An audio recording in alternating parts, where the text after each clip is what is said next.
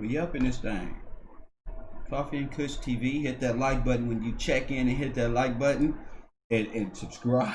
And subscribe. Hit everything that consists of making this channel grow. Forget the algorithm.com is the website.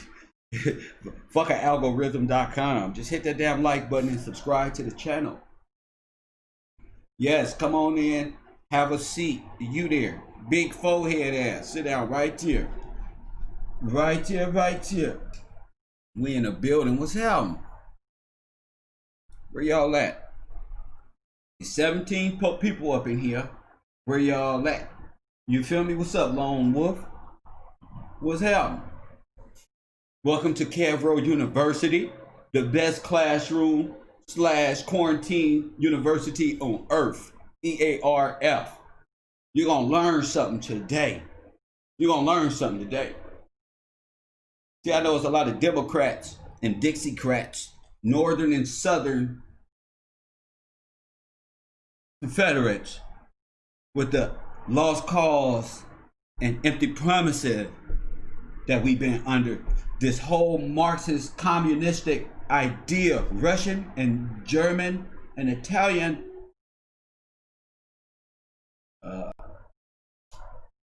infestation of America. That's what I'm gonna call it. You know, when you got an infestation, you gotta go get that bug spray. They be trying to hide, but you gotta snuff them out. See, these agents these are foreign governments doing war inside your nation. Press 1, we up in this bit. It's history class today. It's history. If you don't know nothing, don't say nothing. Don't say a motherfucking thing. But what's up, Teach? You here to learn. What's up, Teach? What's up, Professor? I don't want to hear nothing about nothing going on in the world. The most important info is right here this morning. I don't want to hear about none of that little kid, high school gossip, all this fake shit going on. Right now, you need to be waking up. All right, it's time to get out of bed and put your thinking cap on right after my favorite song in America.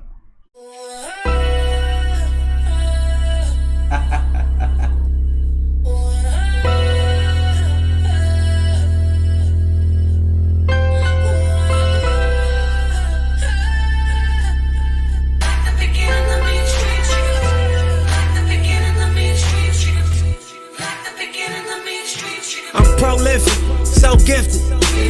I'm the type that's gon' go get it. No kidding. Breaking down a switch in front of your building. Sitting on the steps, feeling no feelings. Last night it was a cold killing. You gotta keep the devil in his hole. But you know how it goes. I'm front line every time it's on. 100 proof flow, running shoot pro. 458 drop, playing bulletproof song. Every few shows I just buy some new gold. Circle got smaller, everybody can't go. Downtown Diamond District, jewelers like yo. Hustle, holla at me, I got Cubans on the low. Through the Cancun, smoking Cubans on the boat. Then dock that Tulum just to smoke. Look, listening to music at the Mayan ruins. True devotion on the bluest ocean. Cruising, my cultural influence, even revolution. I'm integrated vertically, I blew it. They tell me hustle, dumb it down, you might confuse them. It's like that weirdo rap you motherfuckers choose to.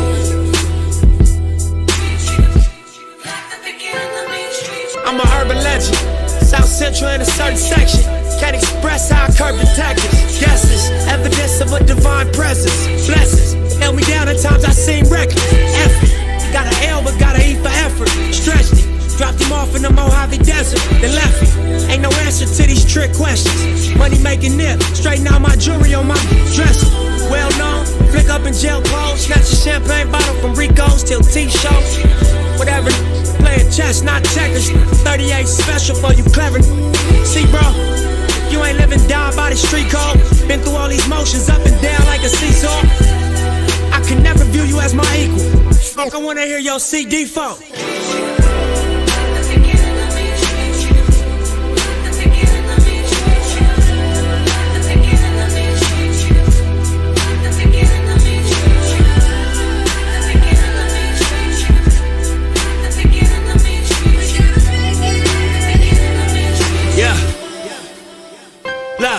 I'm finna take it there.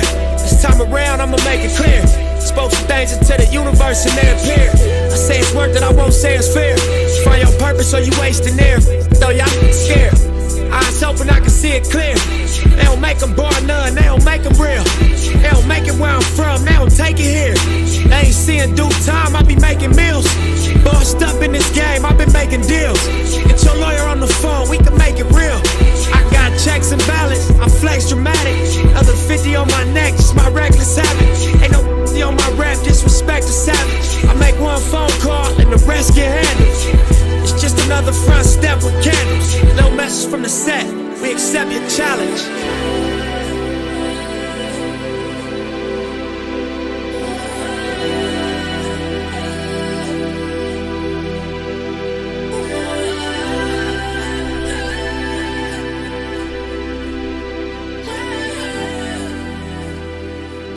I love that shit right there. That's all I can play right there. I just like inspirational music. That's all I like. If it ain't got nothing to do with no R&B or some inspiration or some serious questions or some serious answers, I don't want to hear that shit.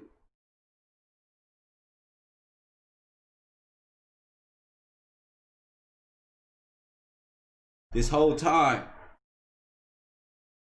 these fools have gotten y'all to complain about life every day. Soon as you wake up in Democratic, I'm glad I came up with that shit too.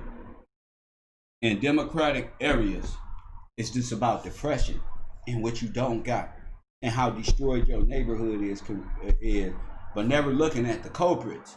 It's supposed to blame some hidden figure called the white man and white supremacy. And it's always go back to the white man and white supremacy and we enslaved and all this other stuff. Even though we know in your natural state that America is a republic, black folk ain't nothing but Republicans and conservatives and know how to manage their money back then. So I've been trying to figure out how did y'all go from this one to this one. And now I see, well, I've been doing the uncovering on, we need to tell these Democrats who and what a white supremacist is. Press 1. We need to go all the way back because they be mentioning white supremacy and all this goofy stuff, but they never say nothing. They always talk about slave because the Confederates don't taught these people through the Lost Cause movement, control of the literacy program, that you come from Africa. So that's all they know is what they've been taught by Southerners, Confederates, the sons and daughters of the Confederates, which have control of their public schools since their inception. Press 1. See, the Civil War wasn't about nothing y'all talking about. These folk want to figure out a way how to keep you a slave. And the Northern and the Southern Democrat, the Northern Democrats later became the Republicans after they tricked you out your seat. Press 1. And then made you pay attention to all propaganda wars and all this other stuff. Ain't got nothing to do with you. Boy, you don't gave your life to the world, and the world ain't gave you nothing in return but an invasion of locusts. You know what a locust is? It's a bug. Them motherfuckers eat and destroy everything in its path. And locusts, there is a different variation of locusts. They from the same family, but there's big ones, little ones, stupid ones, smart ones, conniving ones. But one, and they here to eat the wheat. Now, what is the wheat? It's the same thing God talk about the separation. It's the same thing these pennies was made out of when they was dignified and telling you who you were. The copper tone individual of this homeland. You get me? Hell, bro, you're gonna learn something today. You're gonna learn something today. They gonna turn you from this to a barbecue baked bean. Press 1. Back then, this is all you needed. Why you think they so expensive? The buffalo wheat pennies. and all of these things. This system have been, yes, the system you was born in, have been placed on an Afro-American. Listen to me. Don't be looking around white folk who watch my show. Listen. Here we go again. The Native American, the so-called Indian, is the me. And me. Not that one. It's me. And y'all don't robbed and pillaged and turned us into third-class citizens, foreigners in their own land. And the communist, Marxist / Nazi agenda is to flush you out. Why do you think all these rappers carry the same agenda as extremists who want to limit your birth rate? Press 1. That's what didn't I just tell y'all the flu shot? It's all about controlling your, what's in them call it, your birth rate. Because it's a wrap. It's all about limiting Jacob's numbers, Israel's numbers, in totality. Because it's over. So they got to convince y'all through these black Hindu people, through these black so-called African people, that they're using to infiltrate you out your own homeland, and don't convince your children that y'all from Africa. And then Africa don't even exist. Press 1, we're TK. It don't even exist, like Wakanda don't exist. But y'all want to give up your homeland under a Marxist, communist ideology, because Plies get his goofy ass up there and tell you this the right thing to do. They get up there and lower their IQ to sound ignorant, to appeal to, think of what I'm saying. Think what I'm saying here. They dumb down they self. These people go to college at schools. They dumb, while you trying to make it out, these people come down to suppress you rising above your current situation. That's what the Boule Freemasonic cartels is about. They not doing nothing but following the traditions of old Italian, Russian mob, Russian Jewish mob, German Jewish mobs, Asian mobs, and no one speaks. There is not one individual bold enough to tell these individuals that's enough. Boy, this was the 1900s, early 1900s, with the real black gangsters who was in control of property and their neighborhoods in Harlem, all the way, all these Tulsa, Oklahomas around in the world. Harlem was the original Las Vegas, you know. They developed the lottery. All this came from us. Now there's a lottery in your state in which the state took from you. They took everything that you can ever have to use to monetize your thought process. Because God, people, that's how they work. You're either an inventor, you're a handyman or a mason, meaning handyman, and you build things, and you really build things. Really. You really build things. You know, electrical wires and shit. I'm scared of that type of shit. Electricity. So now it's time. Now it's time to talk about how do we get to this point where the Democrats now believe that they are the Democrats of the day.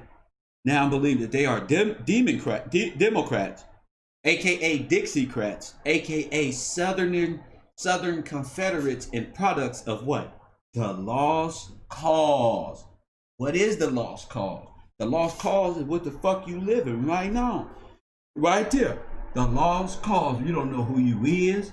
You can tell me all you want about some old letter or this letter, and they want to keep us down, but you don't ever tell me about the lost cause and the Confederates' plan to keep us down through what we knew about ourselves. Press 1.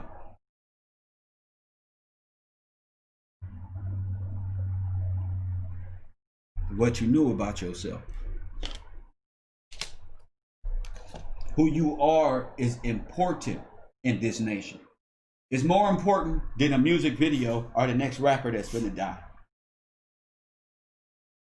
It's more important than anything. America is more important than anything. Any of these false alliances y'all got. Did y'all know Jim Jones is a Hindu? Did you know that he's Indian? Jim Jones, the rapper. These are thugs, man. These are people from different nations who don't copy your culture to blend in and change the perception of who you are. You don't know what you would think he was a Puerto Rican because he hang out with Fat Joe. You don't know who these people is. You don't know who these people is. That's the problem. Y'all up here following these folk and y'all don't know who. They not even your culture. They don't got you to believe in a socially engineered hip-hop culture that worships dark matter, aka the black mother goddess of destruction that requires black baby sacrifice. Slap yourself. Don't ask me why y'all out there, why Hollywood is out there, because you know why Hollywood. Y'all like to fantasize. You wish you was getting sacrificed. That's what they don't got your ass. You know what the belief in idol worship, y'all be falling in love with these little slogans. That's the fantasizing of wanting to be there. Having that lifestyle of sacrifice this one and that one, consume your life. Now your ass is involved spiritually. You wake up, oh my God, yeah. Oh, I can't believe they sacrificed this one. This is what they want. They want this on your mind all day. Why? Because this is the death culture. Death culture. That's why. It is a death culture and a communistic, they don't, what I call the ideological subversion of Black America.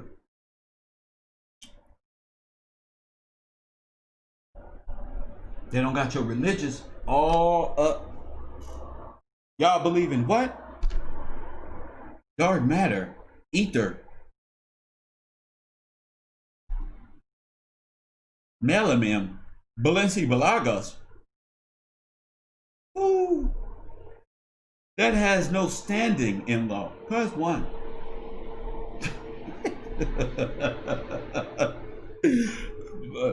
Balenciaga. Yes. The more you wonder about Egypt. Oh, they must be talking about the mother goddess of this one.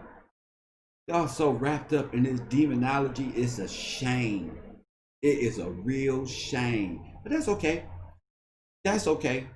Because I'm going to wake your ass up, whether you want to wake up or not. Like my daddy used to wake us up for school with that belt. Your alarm clock didn't wake up on time. And your eyes is looking for an excuse. And your brain is trying to compute on how you got here when they about to put a mask on you until you can't have Thanksgiving. Y'all sitting doing all this yapping about, oh, the Illuminati, you know. These motherfuckers is telling you you can't. Well, these communist Marxists is telling Americans they can't worship God. They can't have Thanksgiving, G. They can't associate with their family. This Nazi Germany, communistic idea. Who are these people? This is like some mafia holding our laws and statutes against us and keeping us enslaved. Put the mask on. I told you what the mask meant, right? What does it mean? What does it mean, family? It means bondage. They're trying to give you and shorten your birth control and count. The Planned Parenthood ain't working. They got to do something. Before they was doing it, boy, y'all was this close. I told you, you was this close. They were about to put the needle in all of you. Don't matter to them. A lot of people can't even have kids. It matters to you and your future generation. Y'all can't see past yesterday and what happened yesterday. They trying to attack your future. And if you don't know what white supremacy is or systematic supremacy and racism is, then you got a problem. Y'all so confused, you will put the same people who's in the Klan in power to enslave you. There's one. You will elect the same people. You sit up here and run your mouth about Black Lives Matter, and you brothers is getting 25 to life behind non-violent offenses. Niggas told a butterfinger, stick a deodorant, looking at a third strike. Niggas don't went to jail, and y'all give all that up and say Joe Biden enslaved me. You would take that whole argument, $3 trillion worth of argument, and say Joe Biden, Klansman, friend of the Dixiecratic, ain't gonna give me no reparation. Could you take this $3 trillion? Use a bunch of house Negroes that Malcolm X was talking about. A Confederate. That's why Little John had the, I keep telling you, the Confederate flag behind him to symbolize your ignorant ass. Now y'all getting up there talking about, look at this Confederate flag, look at this black girl. Y'all don't taught these black women how to be slaves. First one, you're a bunch of slave catchers and slave runners. That's why you're trafficking. Slaves ain't nothing but being trafficked. Y'all trafficking. You're trafficking. Human trafficking is abolished. Juneteenth. Donald Trump, clown, you're going to get this freedom whether you want it or not. You're going to do for self as not what America can do for you, but what you can get off your ass off that couch. Start a YouTube page or something. I don't know. But you better not be pulling in $212 off that welfare. Off the next people. Y'all don't got two. Y'all on that breast. Y'all on that titty. Y'all off that titty milk. Bunch of Negroes up under mama. You gonna get you off that titty. Plus one. You gonna get these little boys and these little boys and these little girls off that titty.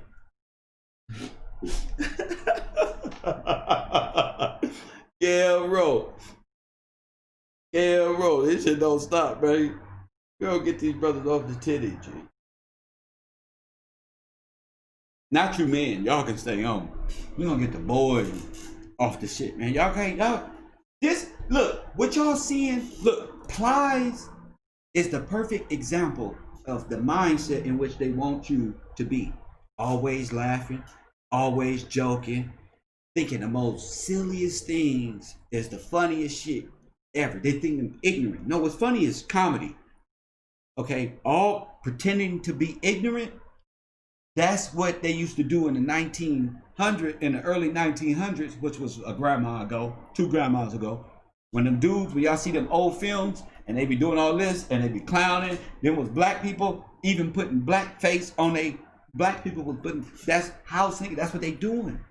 Shucking and jiving, pretending to be this one, and when they need a helping hand, T.I., come on out here, my restaurant needs some help. Whoa, whoa, whoa, not this one, y'all. Go over there, go that way, go that way. They're using the celebrity ones that they bought off through contract to do what they say. These are slaves. These are slaves.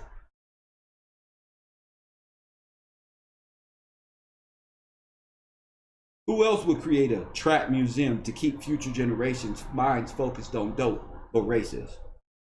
But Marxists, but Nazis, to continue the propaganda that these people ain't worth saving or having children or nothing to that effect. Because that's what's really going on. They preparing you for the slaughter. Press 1.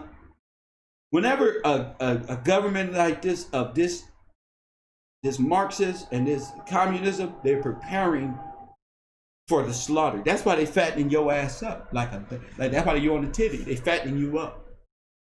They fattening you up real good, like they did the Indians. They keep you satisfied.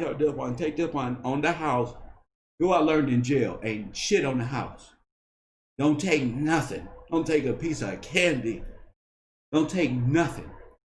Because when you take something, that's when you owe something. I learned fast. I told God, clean me up. He took me right to jail, cleaned my shit right up, and allowed me to see everything firsthand. Fuck me up. Now I got post-traumatic stress disorder thanks to you niggas. That's all I think about is them brothers. Damn. And brothers sitting in the penitentiary right now talking about y'all don't even know what depression is and how depression will cause you to lose your mind, G. And y'all calling y'all own brothers monsters. Y'all don't let these people call these little brothers savages. They got themselves calling. These industry got these brothers calling themselves savages and demon, knowing they don't know nothing about demon.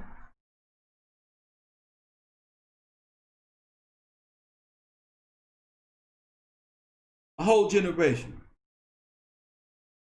Because they want to keep you under their thumbnail. Boy, where's Bumpy Johnson when you need his spirit around this earth? Boy, where them real gangsters at? Them brothers who stood on something. All money ain't good money, G.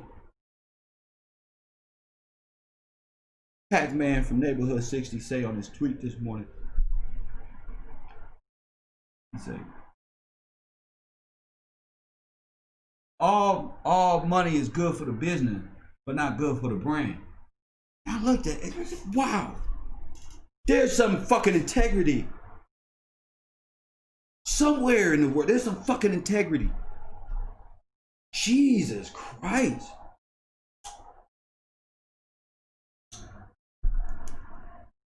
There's somebody who stand on something. When you come from the shit, you realize everything ain't what it is, G. Good for business, not good for the brand. That's why I focus on hitters. What's good for the brand is good for the business, and what's good for the business is good for the brand naturally. Here on the road, it's gonna work. Why I say, hey, you know, being successful take longer than 2 years, 3 years, 4 years. A scam, a scheme, and shit like that, and shit like that. Well, I told the Discord yesterday, perseverance. You put that in a book, in a 30-page book, and put that on a page of every page, okay? And it'll tell you the story of Afro-Americans' trials and tribulations here in this country and still today. Perseverance. That's how I'm here. That's how y'all here. Because our people, even though the given the situation, we was ideologically subverted by Roman Catholicism, the papacy gaining control of the churches selling the church to Satan, and black leadership selling your land and everything else you got to his offspring. I know where Satan's seat is. Show me nothing. I know where he sit. Y'all scared to put it in the universe because that power structure come down to say simple words and be Satan run this world and who it is and how y'all been trading Barnabas for Jesus all this time. That book ain't nothing but every prophet that come along, you don't do nothing but killing. And you allow these people to take the seed in the bloodline of the creator and his children and kill them off in the street. And y'all don't do nothing but say, Black Lives Matter. Just don't even, you might as well kill them some more. The Black Lives Matter mean take the black man out the house, send him to prison, more continuation of government control or privately ran systematic racism, doubling up on us. Once again, you got private prisons and the state on your ass. You got a private army on your ass. A private army. You got your army that's like, hey, motherfucker, we fight for the United States and we don't even ask questions, motherfucker, about some freedom. Then you got these motherfuckers. One time I was on Sunset Boulevard dealing with some slave catcher Democrats. These motherfuckers pulled a gun out on me for a ticket. Y'all know how we go to Sunset and cruise and shit? These motherfuckers pulled the burner out, talking about get your license right there up under that seat.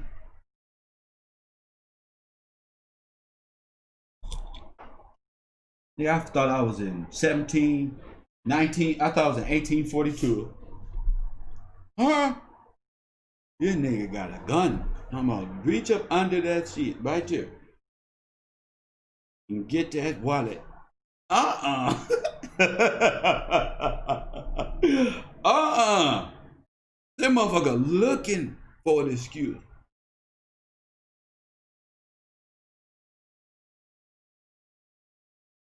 As a black man, they've been through that. Every black man in America, Afro-American, have been put in this situation right here. Good, bad, it don't matter. You motherfuckers a robber or you going to work. Nigga, pull it out right now and be smooth. That's just a robbery. It's already under duress. A nigga already under duress.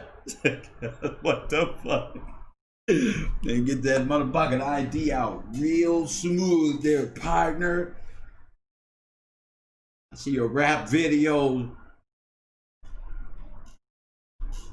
I'm not a rapper. Sure you're not. Sure all your little fuckers is rappers. Tired of that shit.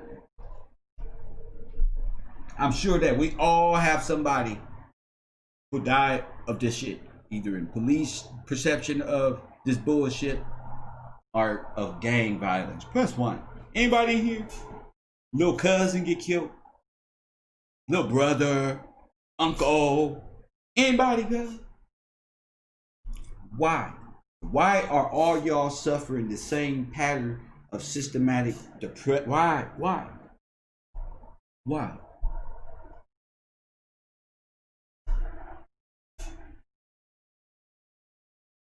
It's because you feel it, what they try to say them Jews felt over there in Germany. You really living it right now. And it's designed that way. You ever see we just left a red flag? Donald Trump took the red flags off the community and designated them to be opportunity zones. And guess what? These little, why you think they start pushing the viruses into these red zones? And why you think Kumo always talk about there are small pockets in these red zones that we must contain this COVID? They trying to sterilize you. That's why. And you better say something. Ain't no red zone this and this one and these minorities. They really, in one bus ride is the wrong route, so we got a quarantine they hold. Well, y'all better take the mask off, America. Y'all can't sit up here on the internet and talk about they taking over and you up here obeying. This is some new world order. Put your mask on shit. You's a slave. No, I'm not. Yes, you are. No, I'm not. I'm not dead.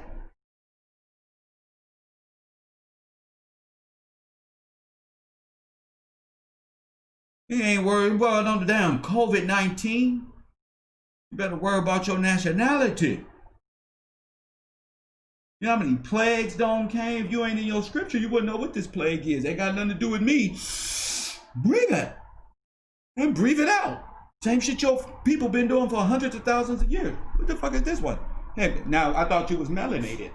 I thought the melanation, I thought you was God. You scared. You scared. You ain't no God. You scared. You scared. No matter how much money you got, no matter how many hitters you got, you is scared. You. And you can't. Nobody can change that. But you scared. You scared to take the mask off. I ain't got to goddamn know. It's America. For fuck your business.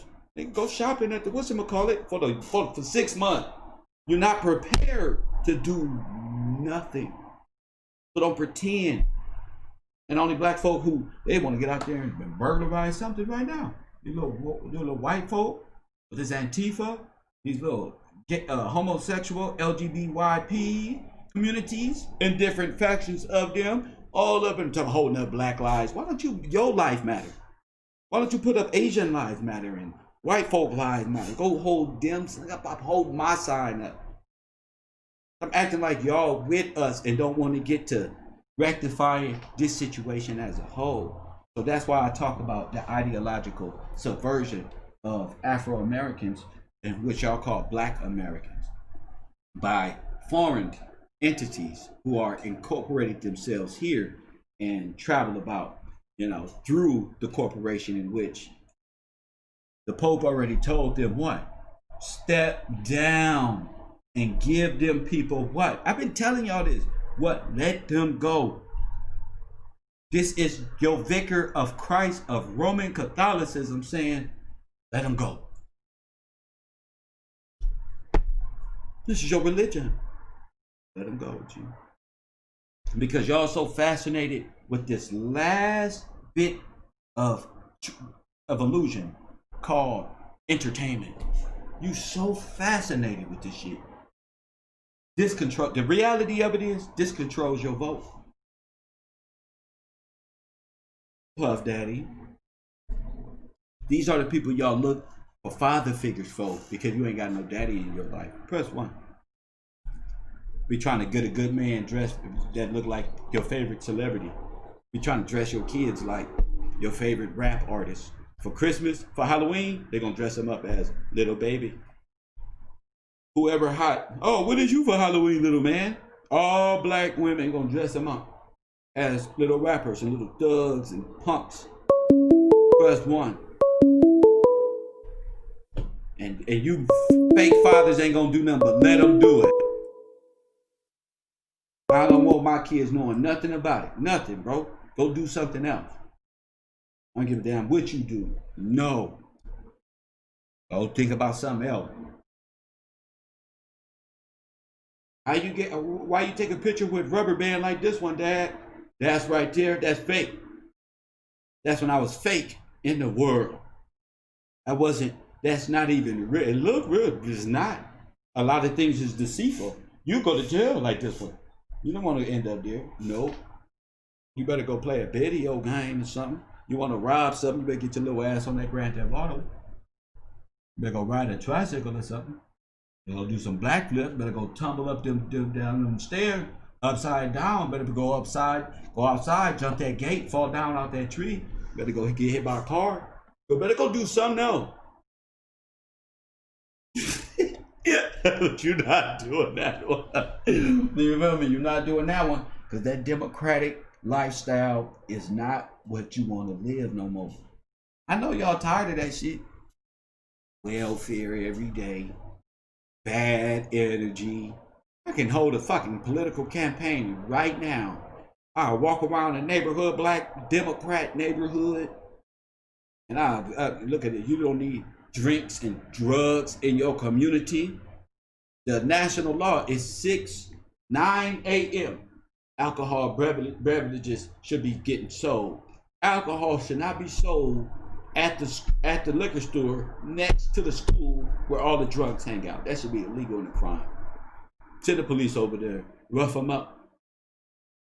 Little girls and little boys going to school should not be walking in between goddamn drunks. And a lot of these people are illegal, whatever.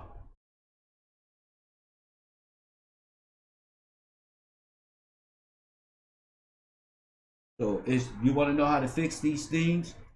Get your house in order, America. Press 1. So right now we're about to listen to Malcolm X. So y'all know it's not just me. Press 1. It's not just me. God is good to me, and I'm able to convey this message to y'all with no fear about nothing, because the truth will set you free, and we got to get to where we're going through knowledge and wisdom, and not stuck and stagnant in the way we moving out here, paying attention to who dying in the thug world. Who might give a damn about that? Who dying in your wallet? Benjamin Franklin, number 1. Who's on a George Washington? Which one just died? All of them dead over there. I don't know. You better be right yourself. They got you afraid to be. Look, first law of this land, not land of the water, not the marine kingdom, not the ocean, not the fucking over there. The law of the land, nigga, is self-preservation. Oh. Make sure you and yours is straight. That's why rappers naturally say, I'm just make sure being mine is straight. They got you feeling selfish. That's rule number 1 with being a man. Ain't no motherfucking Oh man, I'm about to just make sure everything. That's about how life is. Make sure you and yours is straight. Make sure right there is leverage.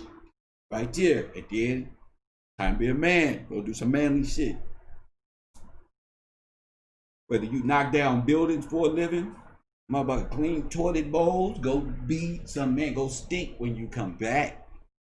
That way you get that bowl of fresh porridge for your hungry hippo head. Because you've been out there working. Don't let these spandex and hairlines fool y'all out here.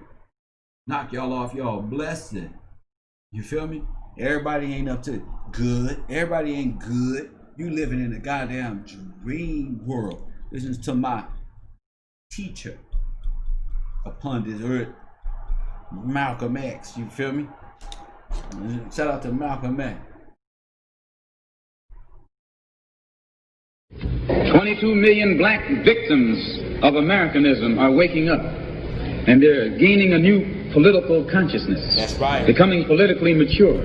And as they develop this political maturity, they're able to see the recent trends in these political elections. That's right. They see that the whites are so evenly divided that every time they vote, the race is so close they have to go back and count the votes all over again. And which means that any block, any minority that has a block of votes that stick together is in a strategic position. Right. Either way you go, that's who gets it.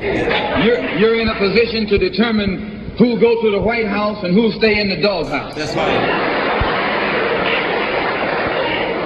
You're the one who has that power. You can keep Johnson in Washington, D.C., or you can send him back to his Texas cotton patch.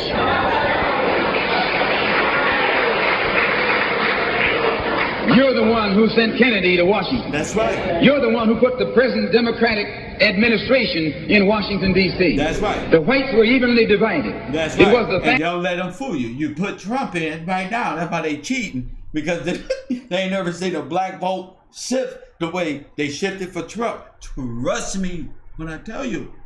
I ain't never seen that no shit you like threw that. 80% of your votes behind the Democrats that put the Democrats in the White House. That's right. When you see this, you can see that the Negro vote is the key factor. And despite the fact that you are in a position to be the determining factor, what do you get out of it?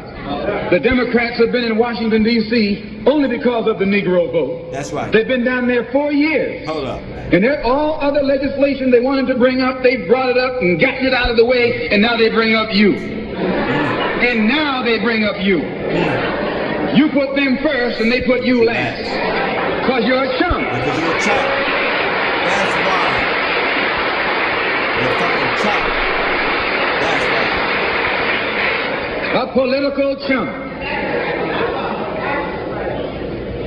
In Washington, D.C., in the House of Representatives, there are 257 who are Democrats. That's right. Only 177 are Republicans. And what happened? In the Senate, there are 67 Democrats.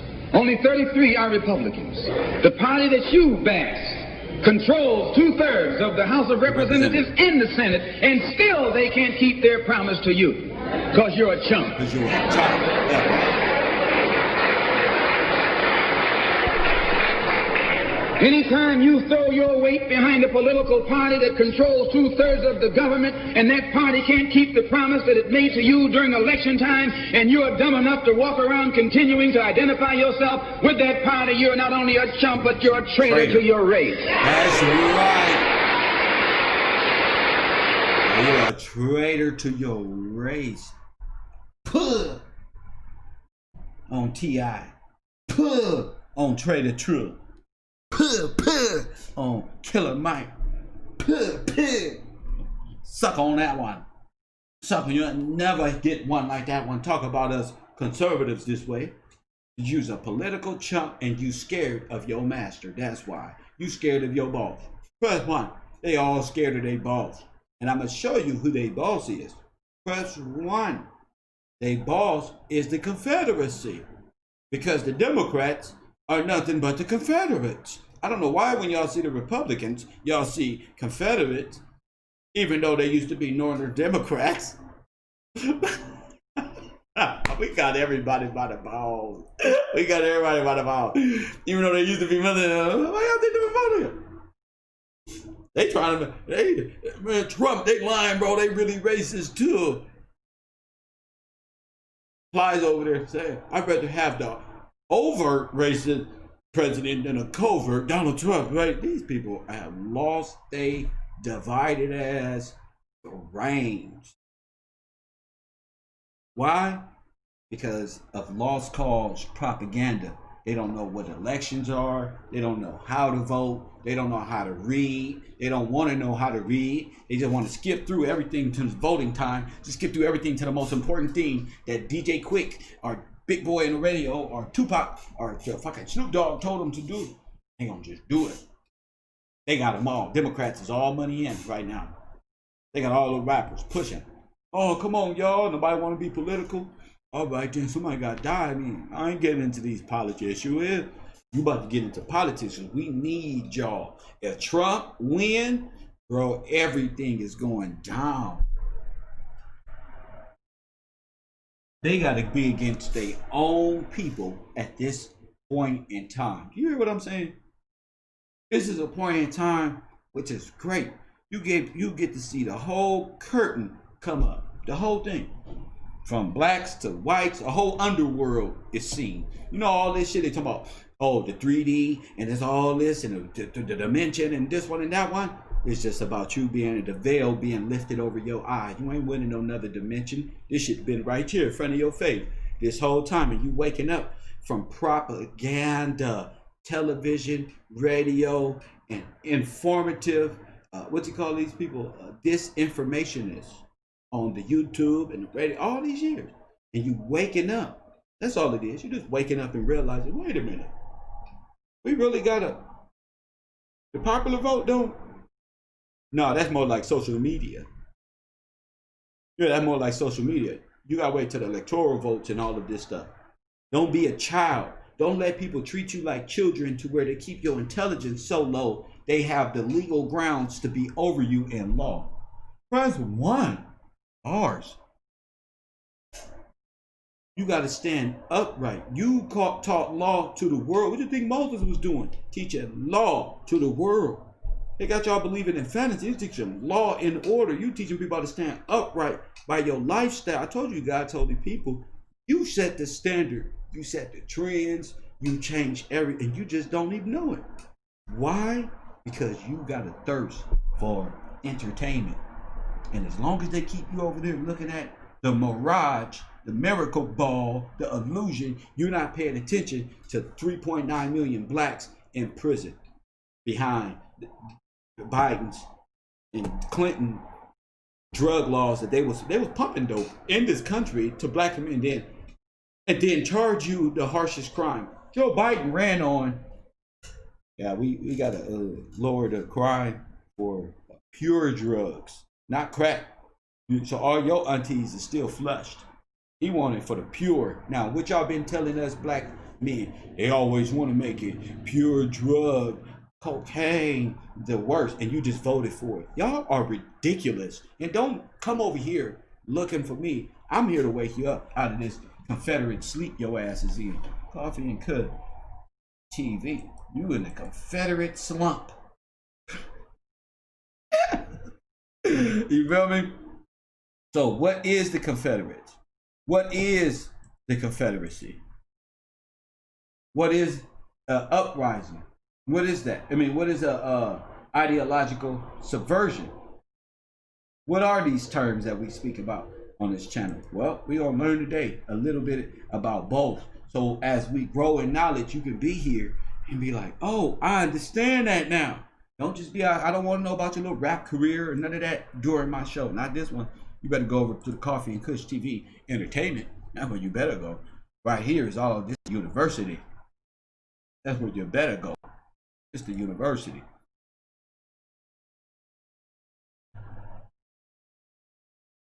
So, I want y'all to pay attention to this. Okay? Remember I told you all about how they gain control of the literacy in the school books. That's why all our school books come from like German. They're all the German authors because so that engineering shit is real. They don't minimize your whole thought process. When you born thinking, oh yeah, Some fools said we born knowing everything at birth. Sometimes I'm just done. Sometimes I'm just done with a lot of you people. But let's get to it.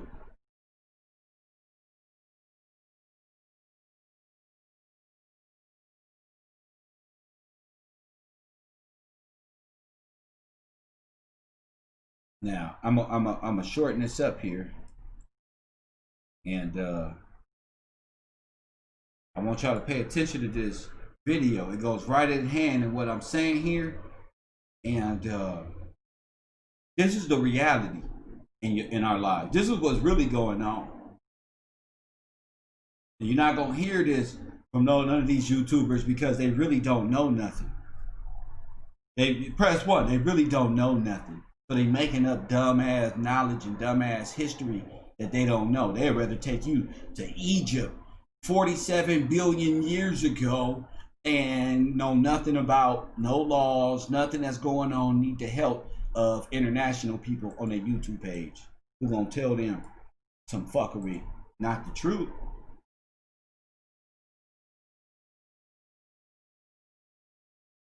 So the lost cause we can get into.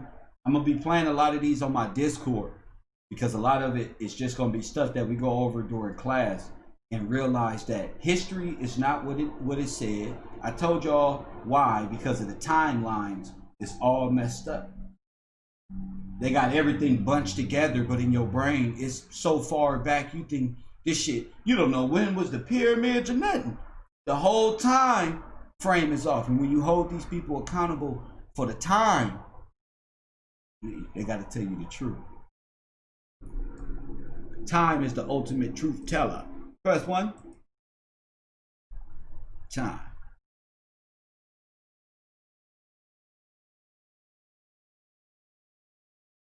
I want y'all to pay attention to this. It's only 6 minutes and 55 seconds. This was not 500 and 400 years ago. Do you understand? This is not 400 years ago. Don't let nobody fool you. This is not 400 years ago, okay? All that Martin Luther King and Malcolm X, this is all in. Who was doing that to Malcolm X and Martin Luther King? Democrats. Who was burning down Tulsa? Democrats. Who was doing all this? Democrats. Dixiecrats. Huh? And who did they grow up to become? The opposers of civil rights. The Democrats. Look at their track record. Don't listen to them. Everything that stood for you getting something in return for your vote was denied. Even a little bit of nothing. And then they using that you's a slave. So as long as they get you thinking that white man way over there is the problem and not the one who housed you in, you got a serious understanding about life coming. That's for sure. So let's listen. Listen to how this textbook describes slavery. The master often had a barbecue or a picnic for his slaves. Then they had a great frolic. Even while working in the cotton fields, they sang songs. The beat of the music and the richness of their voices made work seem light. Yikes, that's from History of Georgia, a textbook published in 1954 that was taught across junior high schools in Georgia for decades. That sort of language is part of an intellectual movement called the Lost Cause. Okay, press 1 for all of my new students. Do you understand now? Press 1.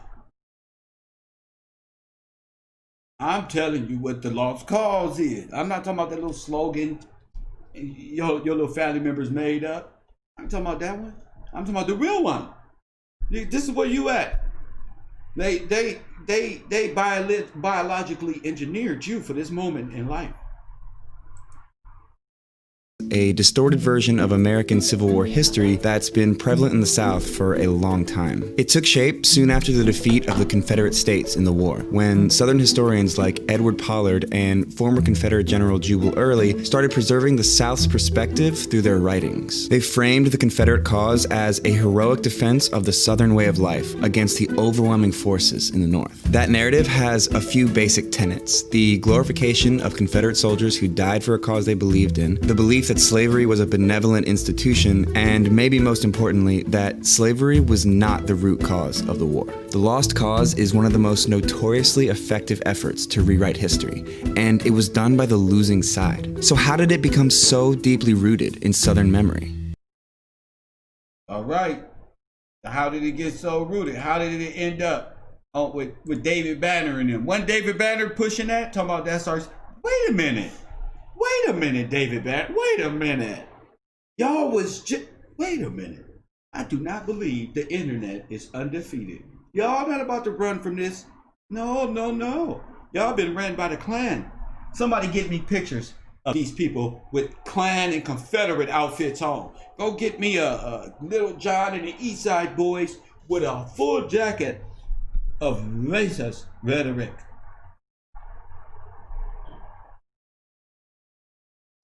Blame the United Daughters of the Confederacy. Now here it is. The United what? These your teachers and the children of your teachers. Listen, the United Daughters of the Confederacy. It's time to do your research again. Southern memory. Blame the United Daughters of the Confederacy. The UDC was founded in Nashville in 1894 to preserve Confederate culture for generations to come. The women who made up the group descended from elite antebellum families, and they used their social and It's elite what? Elite what? Okay. Elite political family, Masonic lodges of Europe and shit like this. Because again, they were all foreigners. Remember how the Titanic brought all them folk? Just like that. political clout to spread the pro-Southern version of the war as real history. You've probably seen their efforts to honor the Confederacy, but maybe you didn't know it was the UDC. They're the ones who covered the Southern landscape with memorials for Confederate leaders and soldiers. They used their fundraising and lobbying skills to pressure local governments into erecting monuments in prominent public spaces like courthouses and state capitals. Installed here next to the state capitol by the United Daughters of the Confederacy. The United Daughters of the Confederacy donated this memorial to the city back in the 30s. They put them along roadsides and in parks. Any place that was remotely relevant to the Confederacy. Now, when y'all say the UDC, the United Daughters of the Confederacy, let's be real. A lot of these people were German and Russian immigrants. That's what if you go look at Germany and they pictures of Germany, why they all look like this. Press one. This is not your European white. So when I told y'all, the sons of daughters of Nazism, the sons of Hitler, the Hitler's youth, remember them? Hitler's youth? Say they came over here. They came over here, press one. This is y'all history. They came over here. And y'all got sold a fairy dream or some Disneyland shit. They came over here.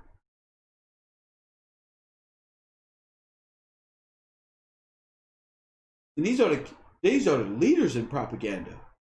Go back and check out Germany in the propaganda. Boy. And why y'all didn't get Disneyland until they came over here? Why y'all didn't get all this mind control shit till they came over? MK Ultra and shit, CIA, all that is from Germany. There's one. All that got to do with Operation, you know what, Paperclip, and so many others that's all on the internet. Just be quiet. And they try to make it look like it was one expedition. No, they was bringing them over here. Yeah, bro. He's not these American white. This is other folk. You feel me? The UDC was founded in Nashville in 1894 to preserve Confederate culture for generations to come. The women who made up the group descended from elite antebellum families. Boy. Remember Bella from Beauty and the Beast? The European, they dressed like this one. From Glorious. They came over here and make it seem like Titanic. Y'all know that Titanic ain't go. Listen, these are the people right here. They ain't went nowhere. These are the same families that was on that. God is good. That was on that damn. Where them people go? Oh, they all swam in the water. Get up out of here. and they used their social and political clout to spread the pro-Southern version of the war as real history. You've probably seen their efforts to honor the Confederacy, but maybe you didn't know it was the UDC. They're the ones who covered the Southern landscape with memorials for Confederate leaders and soldiers. They used their fundraising and lobbying skills to pressure local governments into erecting monuments in prominent public spaces like courthouses and state capitals. Installed here next to the state capitol by the United Daughters of the Confederacy. The United Daughters of the Confederacy donated this memorial to the city back in the 30s. They put them along roadsides and in parks. Why you think they was drawing Nazi signs on the UDC statues? Why you think they be doing that? Why you think they draw the Nazi sign? Only you believe in white people and stuff like that. White people know who each other is.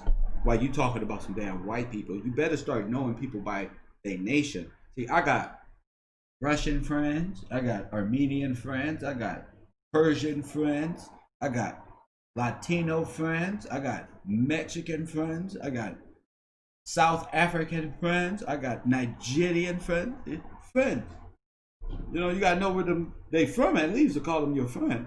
Any place that was remotely relevant to the Confederacy was memorialized. By the early 20th century, the UDC had 100,000 members in chapters spread all over the country, but mostly in former Confederate states. And there's a reason they grew so quickly during that time. So we're talking about roughly 3 decades after the end of the war, and the Confederate veterans themselves are beginning to die off. So there is this push to find ways to commemorate it, because the big challenge by 1900 was there's a new generation of white Southerners being born, and they never experienced the war years. That push is visible. Most of the Confederate monuments were erected during the UDC's height of influence. There's a rhetoric around monuments that we want to get this thing built before all of that generation has died off, and the reason we want it is to teach future generations about those men. Dr. Karen Cox wrote the book on the UDC, and I asked her if it was fair to say the group established the lost cause as historical fact in the South. Oh my God, yeah. They were the leaders of the lost cause into the 20th century, and they made it a movement about vindication. Just to give you an idea of how effective they were, they successfully lobbied for a Confederate memorial in Arlington National Cemetery, which U.S. President Woodrow Wilson proudly unveiled to a cheering crowd. Now that's influence, right? Which is probably a German himself. Press one, he probably is. Woodrow Wilson looked like a German war national himself. Monuments are the least of what they did. What? I mean, they are the most visible and tangible, but the work with children was far more influential. It turns out a central UDC objective is shaping how children think about the war and their Southern heritage. One of their most powerful tools? Textbooks. One of their powerful tools is what? Put it in the chat room. Textbooks. I mean, how else were you going to teach them that they came from Africa and there was a slave getting whooped up? How else were you going to teach them? And your kids at the same time. Hell, let's put them all together so they learn that they came from monkeys. They came from Africa where they got spears and stuff. We came from a dignified situation. It wasn't even just about the war. It's about the psychological effect that you gotta have on raising a nation you're conquering through education purposes, making your social enterprises, forming allegiances through money, people selling out their people. We get it now. We get it now. We get it. Take a look at this pamphlet called A Measuring Rod for Textbooks. It was written by the illustrious Southern historian Miss Mildred Rutherford, an educator, orator, and author of Southern history textbooks. She's also very pro-slavery. And she's also looked German. The pamphlet announced the formation Polish of a textbook review committee featuring prominent Southerners like 5 former Confederate generals. This group was committed to spreading the truths of Confederate history, so they instructed school boards to reject any textbooks that did not accord full justice to the South. That's right. They textbooks say Indians was here and you came from Africa. That's our story. We need just enough right to be here and tell our side just as much as yours. While you later became distant from being an Indian. They push and lobby. These people got money. For it. Imagine, forget the monuments, imagine the type of textbooks, literacy that it takes to convince the children of Native and Indian Black Americans that they are from another and was brought here and are the offspring of people who barely made it on the ship. We're gonna put that in their books. Not only are we gonna put it in the books, when they come up to age, we're gonna show them a movie called Roots, where they can all get shown this in all of our school about where they come. That's trauma. And that's not even your story. They don't put you in a psychological dream state, in a dream world that is not even, they ain't even dealing with you. You more of a prisoner of war than Wakanda or African king of a melanated universal nothingness. That type of thinking is what the UDC and German scholars and people who real racist, fascist, communists, this is the projection that they have to create for you, the thug, the diva, and to make you easily dispensable and disposed of. No respect, no family, all your kids need taken care of, your man is all up in prison, you don't know nothing, and you're trying to ask the German Confederate, aka Democrat, aka sons and daughters of the Confederacy / the UDC blended in with the Hitler's youth, who don't blend it together to make an unfolding called white people in your brain.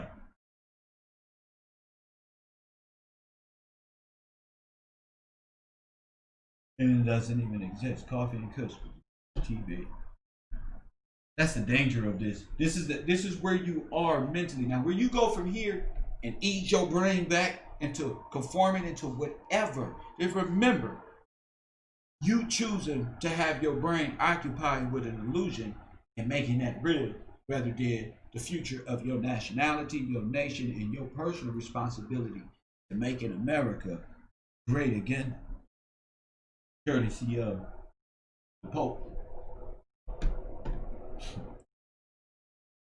And they urged libraries to deface every book in their collection that didn't measure up by writing the words "unjust to the South" clearly on its cover. This pamphlet was shared widely with school boards throughout the South, and UDC-backed committees closely monitored history books to make sure Northern influence never reached classrooms. So the core language of an approved textbook aligned precisely with that of the Lost Cause. You know, stuff like, "The Confederacy lost in the war between the states, but..." And this ain't nothing.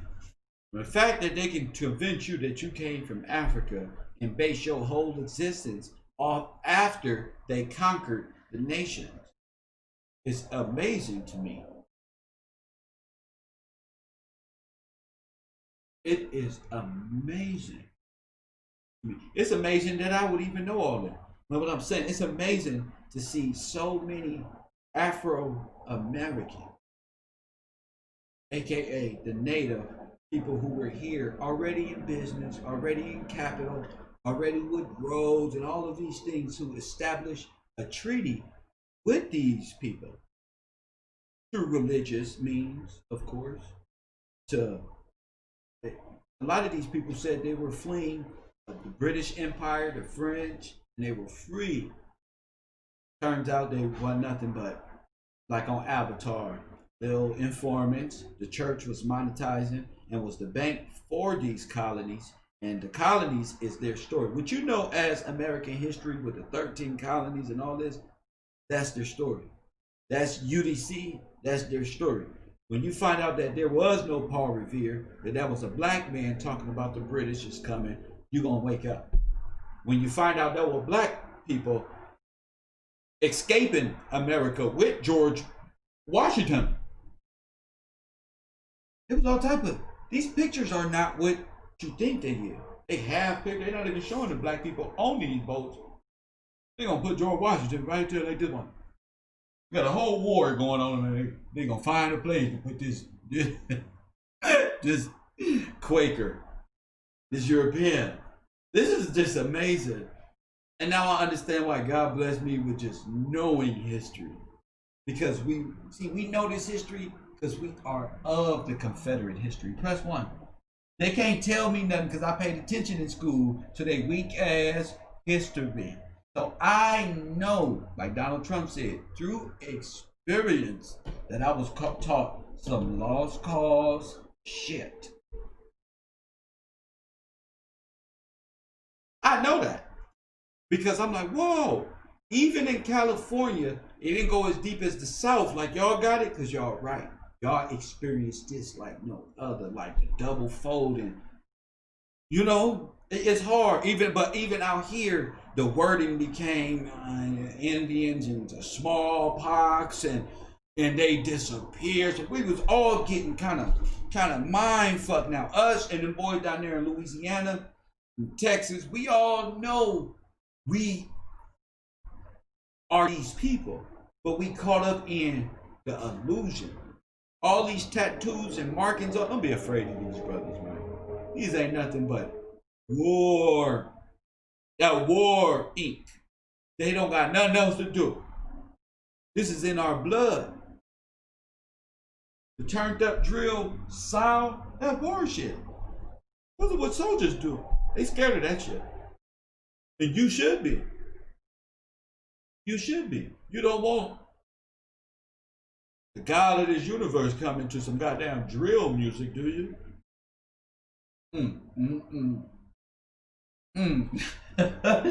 So he is a musician. Gee.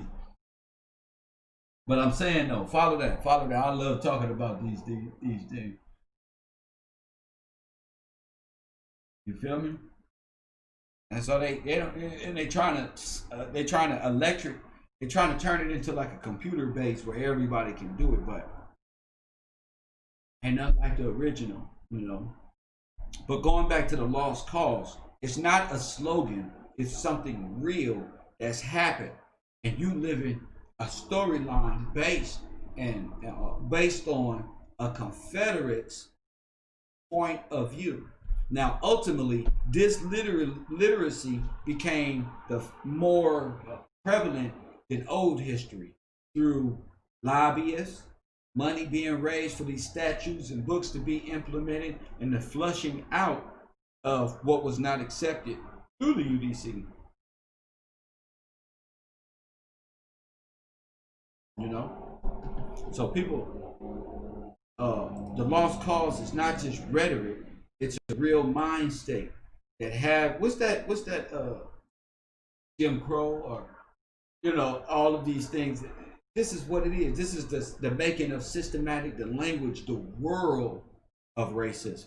It ain't just system, the world of racism. Nationalistic, communistic points of view. See, when you finish doing all this, black man and black woman, for this BLM Marxist society that doesn't concern you, you're gonna be easily disposed of like them rappers and get none out of that 3 trillion that they helped raise in this public venture that's ended up turning out to be fraudulent.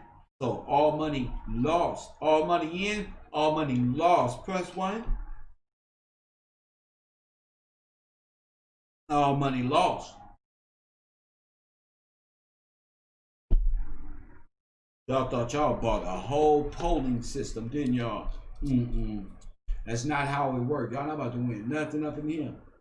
And communism is no place for America. Y'all not, listen, that's what ideological subversion is about. This lost cause. This is the beginning process. Press 1 of the ideological subversion of America through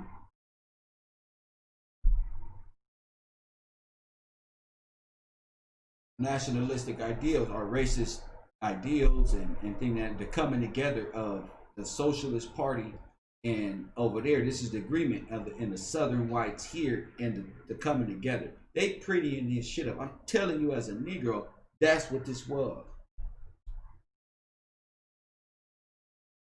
It was the coming together of all of them against you.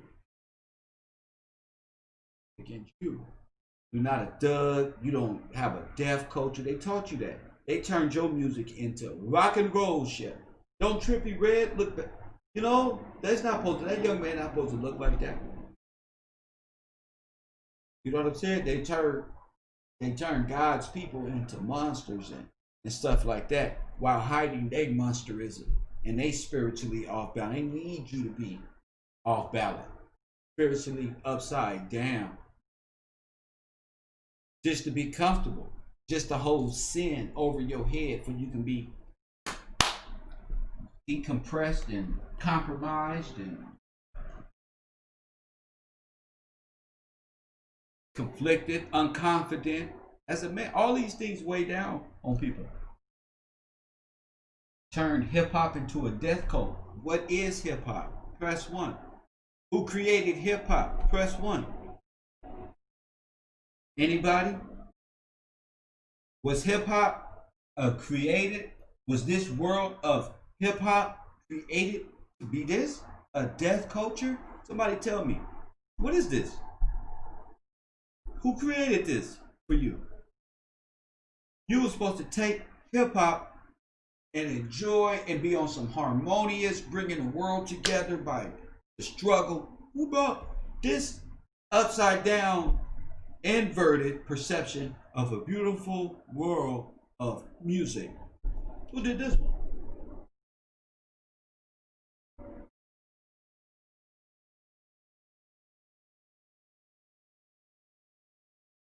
Press 1. Who created hip hop? Tell me. Was it BZB? Was it Africa Bambaataa? So who created hip hop?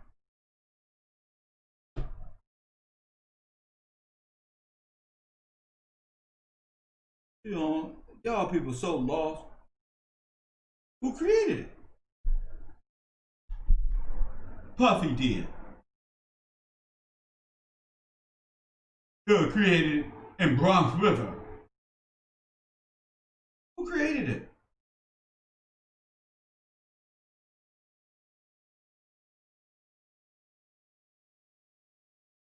I tell you what,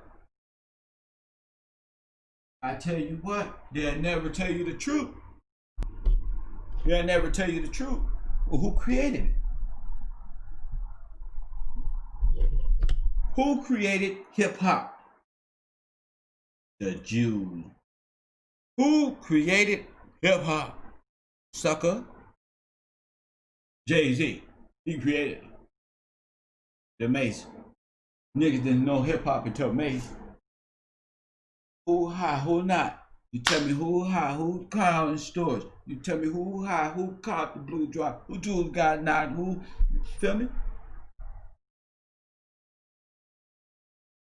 Who created this for y'all?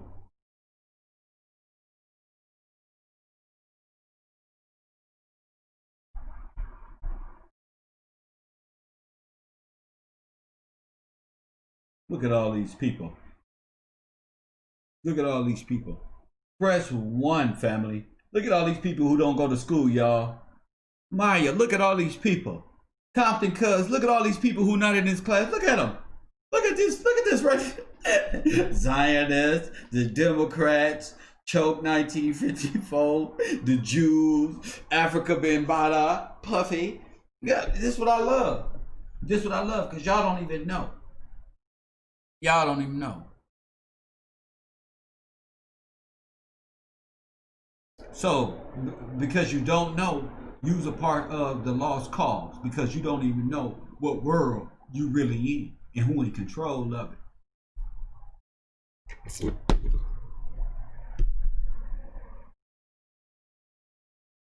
Who is in control of the music? Well, who created the music? And why they gotta control it? Check the culture of hip hop exposed by Professor for the answer. Thank you, G. Thank you, G. Thank you, G. I tell you who created the. Put it in the chat room. I want my class to put it in the chat room. Who created hip hop? Put his name, his whole name in there. Put the whole thing in there. The whole nine.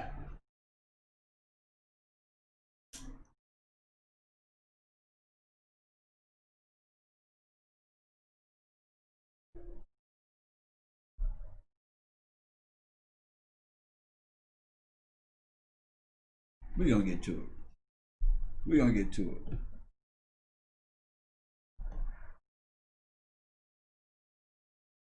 We're gonna get to it. Boom. Thank you, class. Mr. Dizzy Gillespie created hip hop for you. Bebop for you.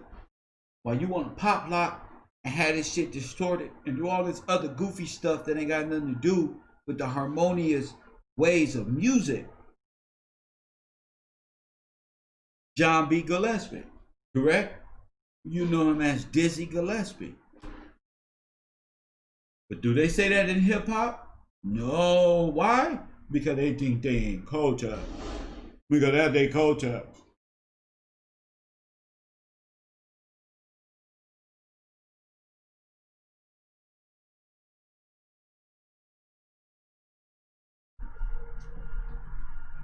If Kool Herc created hip hop, why he ain't got no residuals from all his music?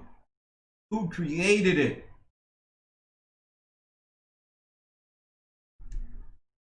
That's the problem. DJ Kool, Tammy B, I'm disappointed. All this come from jazz. All of it come from jazz. Who created R&B? All of it come from jazz.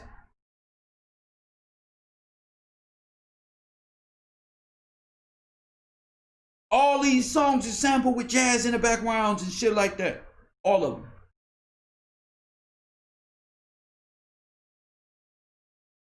Y'all tripping. Tammy B, that's what happened when you're not paying attention in school. You feel me? That's what happened when you're not paying attention in school, Tammy. When you're not communicating in school. You don't know.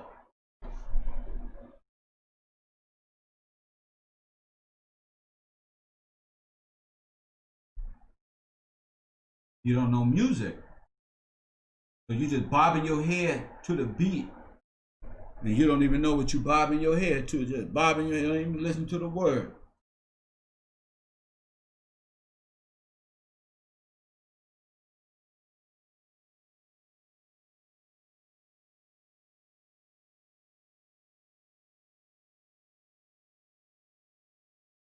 And y'all be thinking y'all words is y'all materialistic. That's why you'll never own your rights to your music. I don't care what it is. You're gonna die about. They gonna die about that. Because that's not even their music. None of it is there.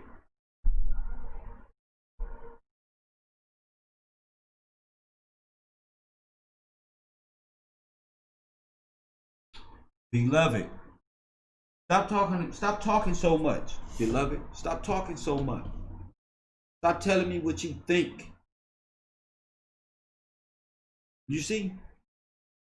Stop telling me what you think. It's not what you think. Your brain is corrupt.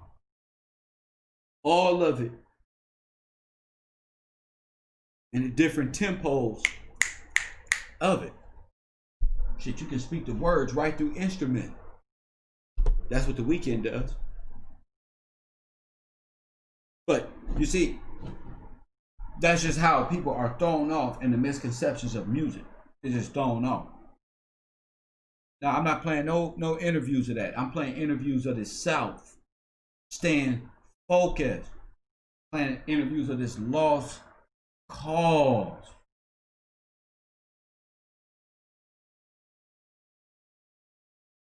Talk to me and call it in about this lost cause in this state of mind that you're in, where y'all give all of y'all power outside of yourself. Somebody say the Zionist Jews created it.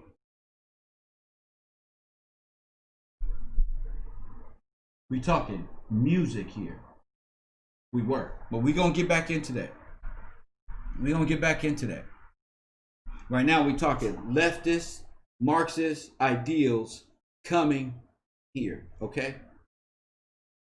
Ideologically subverting the mind of Americans to become more of a communist state and overthrow natural American law over with the maritime law and the outside law that supersedes through corporate means the American, we the people Constitution.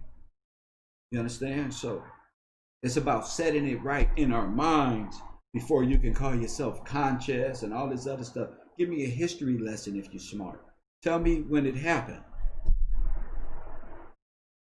You know, a lot of people be talking, but they be really caught up in the world. I'm not here to be caught up in the world. We study, we just trying to get these timelines accurate on when this southern connection to the Germanic Jew and Russian communist nations at the same time, inclusion to come here and under the guise of a real corporate entity, the UDC.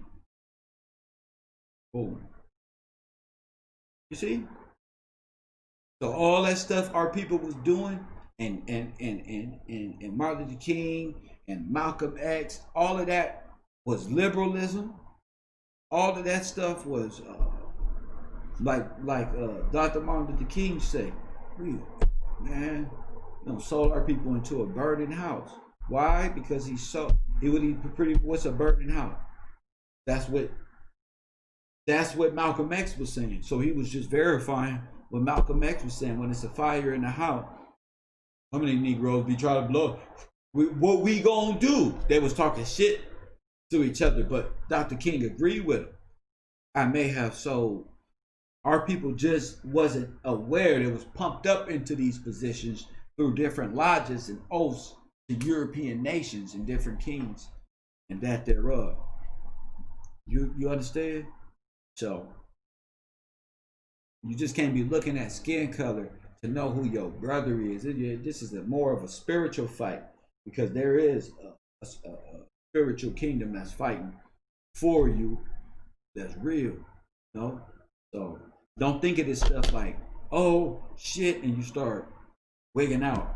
It's just about information and the flow of information, and you come into an understanding like, damn, we may have been deceived. I mean, you can go outside your community right now and see if your community is democratically ran with people with excuses that do not live in the community in which they serve. Press one, they got $1 million homes up in other communities, but the community in which they supposed to serve their constituents, the people, they're living in total filth and government assistance and filth and homelessness and all of that.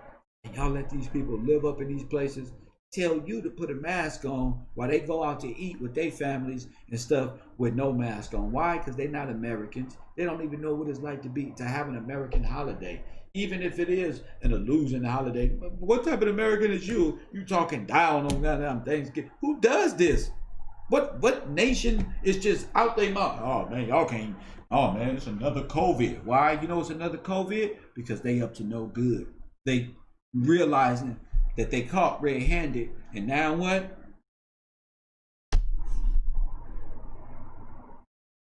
COVID on the rise. Why COVID on the rise? You can type in on Google, COVID, 200 cases. Through COVID, 300 cases. COVID, 1,200 cases. COVID, 1 million new cases today, right now. You type this stuff in, and it's gonna pop up. Everything you type in, 665 new cases. Think of numbers that's biblical. Think of numbers that are Afro-numerical. Think of numbers that are even. Think of numbers that don't matter. They got a new case for your ass, and it's fake ass artificial intelligence. They give you right what you're looking for on this damn Google. You feel me? Because it's communists who running this shit. That's why. Stop trying to stop free speech. Well, damn it, you can't stop mine. We'll be right back up in this mud. Right back. And Americans just, y'all all out of power. Just admit it. Just all out of power. Well, find time to rise in power, y'all. And knowledge is power. And the truth will set you free. You feel me? Mentally, spiritually, it's a work. It's work developing your mind out of the small compartmentalized mindset you had when you was in that community. Hell, you can be in your community. You can be the rose that grew from concrete. You ain't gotta be one. You ain't gotta watch one on the down computer and one on the down basketball team. You the rose. You sitting right there in the midst of it all, watching this bullshit go. Look at these niggas. Ooh, man, y'all just destroyed the network and my whole. Look at this shit. These homeless niggas. It ain't even that they homeless. These niggas just like to spend all their money on beer. I'm tired. Get out of here. Look at these people. Y'all don't want to clean up nothing? No. Black Lives Matter. Y'all let Trade the Truth and Instagram because y'all so addicted. Ooh, I'm so glad I'm not addicted to this. Right here. Y'all so addicted to this. You don't even know that you don't vote for your slave master. But you let these rappers convince you to vote for slavery and harsh marijuana sentences because you need a mama and you need a daddy to take care of you. What you gonna do for me? Charlamagne the God, a millionaire, dumbing himself with you. You know he a Republican, and you know he take advantage of every tax credit that they can. Ask T.I., he said it. He take advantage of Donald Trump tax credit. Oh my goodness.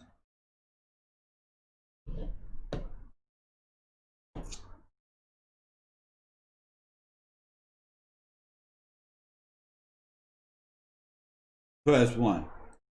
Now, since we're talking about Dixiecrats and Democrats, it's about time to show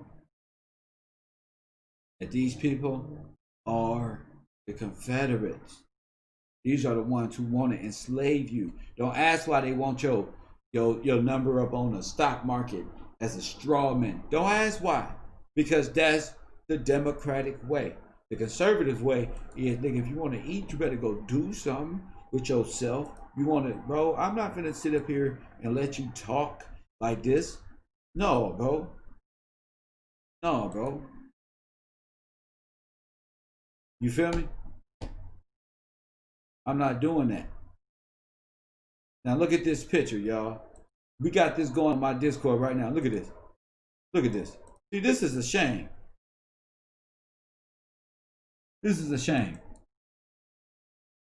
This is a shame, y'all. Look at this. Look at this.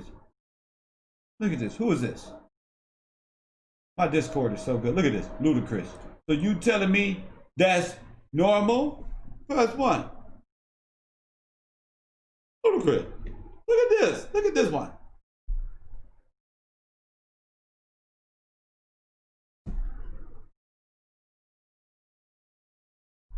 Oh my goodness, y'all.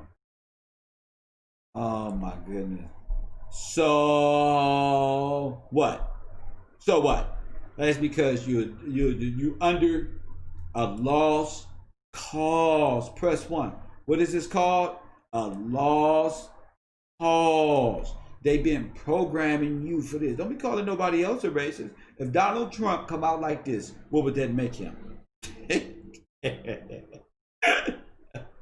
If Donald Trump come out like this, what does that make him?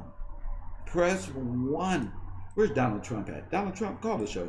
If you called the show, if you, Donald Trump, if you came out with this outfit, they will give you your money back for the HBCU. They tell you all money ain't good money. They be acting on some Kev Road stuff. And you'll be like, sir, you feel me? But y'all let these people convince you that they are the best candidate.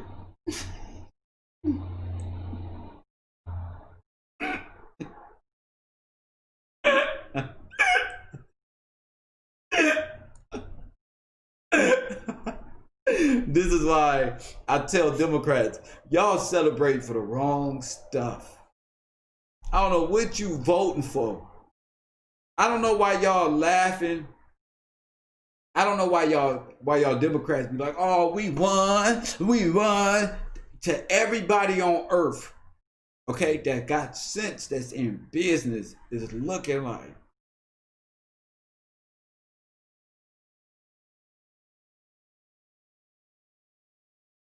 how you know we just fucked up? Just look at everybody start dancing. Woo, celebrating all early and shit.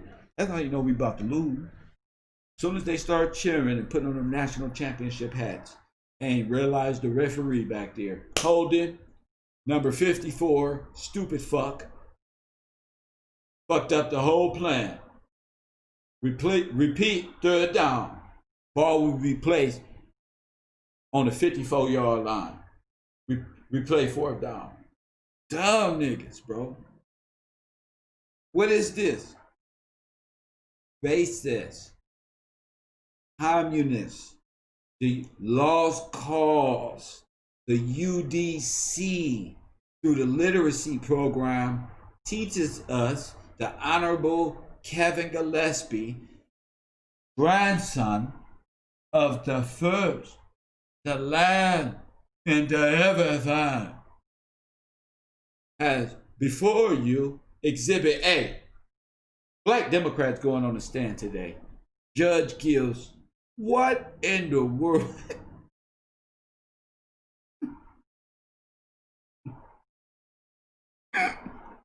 What the fuck? So y'all don't see this. Y'all, I got hoes. I told you the process is to dumb you down. So you gonna accept your mindset, which is the mindset of the Confederacy that you under. This is a Ku Klux Klan outfit. Press 1. So why is he wearing the Ku Klux Klan outfit? Press 1. Kanye West got this. I seen Kanye with this type of stuff. He sells this stuff. Press 1. Remember his album, Fried Chicken and Beer? I told you. Does he do that? No. He's a foreign little 4'9" little wannabe. But he sells CD for foreign corporations that is here to dumb you down and trick your brain to vote for the Confederacy forever and ever. Amen. But we don't want you to be a slave no more. I got a railroad. It's called the Underground Railroad. You want to go? It's freedom. Free. Come on, man. I would free a whole bunch of y'all if y'all knew y'all was slaves. Bro. I'll free a whole bunch of y'all if y'all knew y'all was slaves. But y'all playing games. Playing Nintendo in the real world. Shout out to the gamers. Yeah, bro. You're under the Confederacy mindset. Coffee and Kush tea. You on the air. Hey, Kev, it's Justin from New Jersey. What's up? Justin from New Jersey. What's happening? Hey, real quick, I didn't want you to have to go a whole show with nobody calling in, so I figured I'll call in real quick before I go back to work. Thank you, sir. Yeah, man. I was driving up to the post office. I was like, man, someone should call in, man, because you're going in. You're spot on. And I know this is no topic. We already had a show about the Lost Cause, yes, well, like months ago. Yes. So, you know, we understand that when we watch the Ideological Subversion video, that one of the steps in the first phase was education. Yes. Remember, he was like, teach them, what did he say? I got it. I'm going to play that next. Yeah, remember he was like, oh, teach them about vegetation or warfare, or whatever, like nonsense stuff. Take them away from civics and manipulate the education, so you're teaching them basically nothing. And then they're getting good grades. And then switch their religion up, invert it, turn it upside down, turn it against them. Yeah, but that was the first step, right? Was religion. Something like that. And then he listed like, yeah. So we understand that the Lost Cause, that was one of the steps in the subverting of our mind. Yes. And, you know, on this topic, real quick, the one quote that I thought back to is Dr. Yosef Ben. Go ahead. Now, rest in peace to him. But Dr. Ben, he was still at that time, with the understanding that they had, he was still pushing the Pan-African mindset. Yes. That black people came before Columbus, but they were African. Now we know they weren't African now, 2020. Yeah. But shout out to him for his shout work. Out to Ben. Shout out to Ben. What's his name? Dr. Yosef Ben. Everyone Dr. calls him Yosef Dr. Ben. Yeah, they just call him Dr. Ben, but Dr. Yosef Ben, for the knowledge at the time and given the circumstances of doing your own research, what a researcher he really was. Go ahead, King. Correct. So he did an interview on TV, and he's talking about, again, black people being here before the slave trade. Now he's tying it back to Africa, because, like we just said. Yeah. But so he's saying this, and the black guy he's talking to, he's like, okay, well, say you're right. What difference does it make? Yes. And his answer, I'm gonna give you his answer, because this goes back to why they had the lost cause and everything else. So his answer was, this is what he said. He said, it takes the inferiority complex out of the black man who felt that his only beginning and relationship here in this part of the world is that of slavery. It puts him in the driver's seat. Oh my goodness. And that's phenomenal. So he says I just said this. They have to break our complex. I just said this. I didn't even know he said that, man. Excellent find, man. Yep. It's phenomenal. It takes, and this is a black guy asked him. He's like, well, what difference does it make if we didn't come over if we weren't slaves, or we were here before slavery? Right. He's like, what difference does it make? It makes a huge difference. That's right. Because our kids are born with an inferiority complex. That's right. Where they think they have accomplished nothing. Like, I used to have an old roommate. He told me, oh, Justin, there's no point in looking into history or doing your genealogy or anything, because we all came for slave boats. They didn't have any records. We ain't accomplished nothing. Ooh, that's that mind. But it hurts when they say that, man. It lets you know the mindset that you about to speak of. Go ahead, Jersey. Shit, man. Exactly. And that's that mindset that we have to break. And it's very easy to break once we understand the subversion. It's very easy to break. That's right. Even if you're still sending your kid to public school, like my sister, her kid's gonna go to public school, but she ain't gonna be teaching him. She ain't gonna be watching no Roots. That's for damn sure. Right. And I believe that we stronger. I believe that you can graduate, can go to school, and have your parents there to guide you and mold you. And as you come into age, they really lay up on you. When they know, they have to know as well. You just can't put them in school and expect the school to teach you a dual version of history when you're dealing with lost cause propaganda. Go ahead, kid. Yeah, and honestly, I'll say in my family, nobody ever told me we came from Africa, but nobody ever told me that we didn't. And that's the problem. I guarantee 99% of people, 60 million of us who are classified as African American or black in this country right now, I guarantee, I'd say 99% of us, our grandparents never told us we came from a tribe in Africa, but they never told us we didn't. Yeah. So that's the problem. Because we went to these public schools, they told us we did, and because we had nobody who we looked up to counteract what we're being told, we fell for it. And that's the problem. Yes. At least what I'm experiencing in my reality. Yeah. In terms of my family. Because it would have been great. It would have been great to know, coming up in these public schools, to know, okay, I got the other side of the coin, but they didn't know. Again, this is one-sided propaganda. They were taught the same thing. It's up to us who do know to become a voice for kids right now, for tomorrow, for different nations who watch this show, about who they are. A lot of people know who they are, and they ride for their country back home. I got some Armenian friends, bro, they on some whole other shit in America talking about what's going on back home. So we need to talk about what's going on here in reality and not just entertainment, because everything ain't funny all the time. Go ahead, Keith. 100%. Everything ain't funny. And this ain't funny to me at all. And those, when you do Black History Month, they'll tell you about some black person who they'll tie to Africa, and he invented these great, they'll list a couple great inventions that we invented here, but we did so much more than that. Yes. So much more. So it's like, we don't even the majority of us don't even understand how great this civilization was. Once you understand that the pale skinned European, they just got here. Everything was built when they got here. Then it completely changed your mindset in a sense of, like Dr. Ben said, it removes the inferiority complex. You know, I was talking to my mom about this. Go ahead, King. Go ahead. My bad. Go ahead. Yeah, real quick, because I gotta go back. Go I ahead. was talking to my mom about this. I said, hey, I said, hey, Mom, so Solomon Sir Jones, his videos, he shows cities where we're living in all the way up until probably the 1940s and 50s. So we know drugs got pushed in the mid-50s and then onward. So if I look up a lot of these project housing buildings, these things weren't built in the 1930s. No. We weren't living in no project housing building in the 1920s and 1930s. So this just happened, people.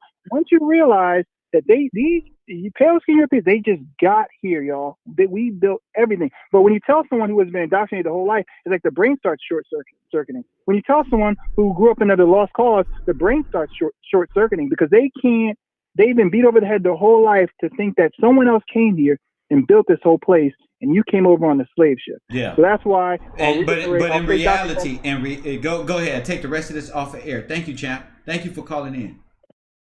All right, yeah. Take care, Cat. See you, man. And removing this, exactly what he was just saying, removing the veil of not your downfalls, but how great a people you really are. There wouldn't be no stop signs out here. These roads wouldn't be paved. All of these Capitol buildings was already here. Horses carried. They got you thinking that Henry S. Ford, another German, gave you a car.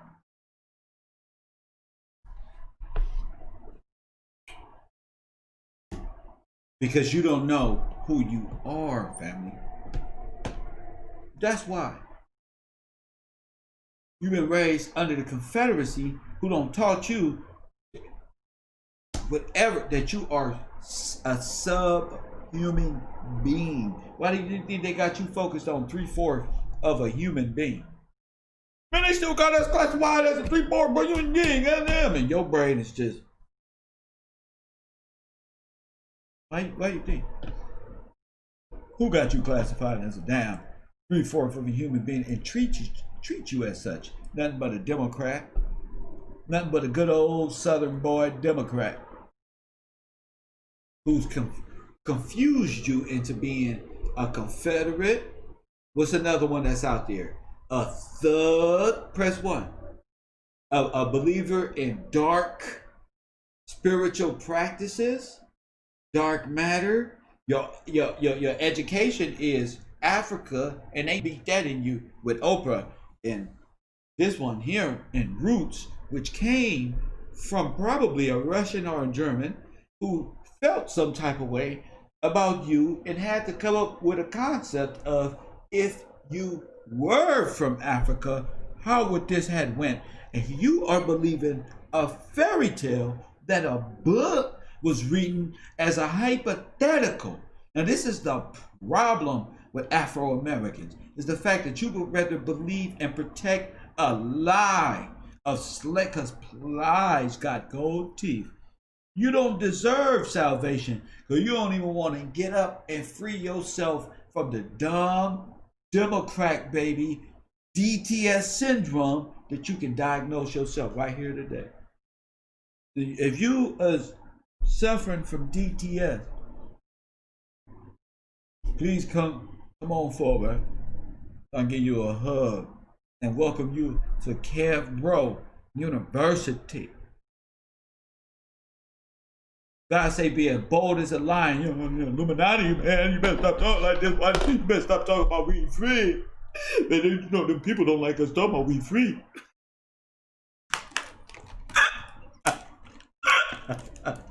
My president out here wilding, B. Just talking about.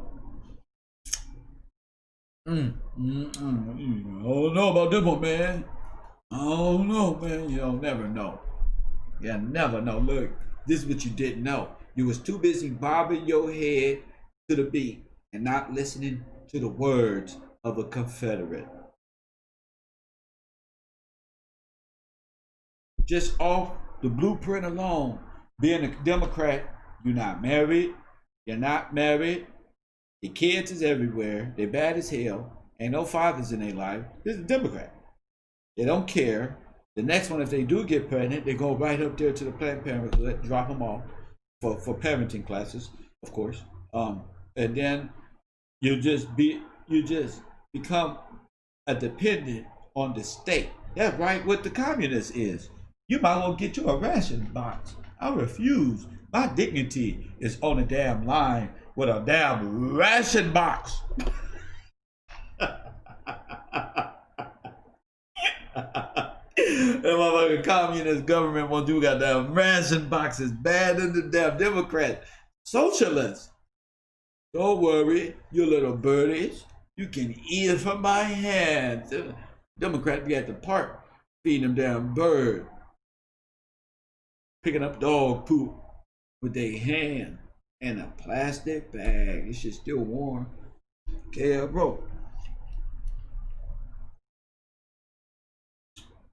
C.R. Patterson and son from Ohio, first Afro-American to build cars. Come on to the DTS recovery platform. And let me tell you something. We're going to get court approved too. You're going to have to come over here and stand up in front of everybody and say, you was a Democrat and what your tendencies were. Because we here for teaching you. 12-1. You're going to have to stand up just like King Kush did. Just like I am a Democrat. I need to know how. I'm only talking to black Democrats right now and brown, Latino Democrats. But listen, I need to know how to think as a conservative now. You feel me? I realize that I have nothing going for me. You gonna tell the truth over here. Nothing. I scrabble my name on job applications. I be fooling around, telling my girl I went to look for work. When I come back, I got on Nike Huarache, brand new in the box.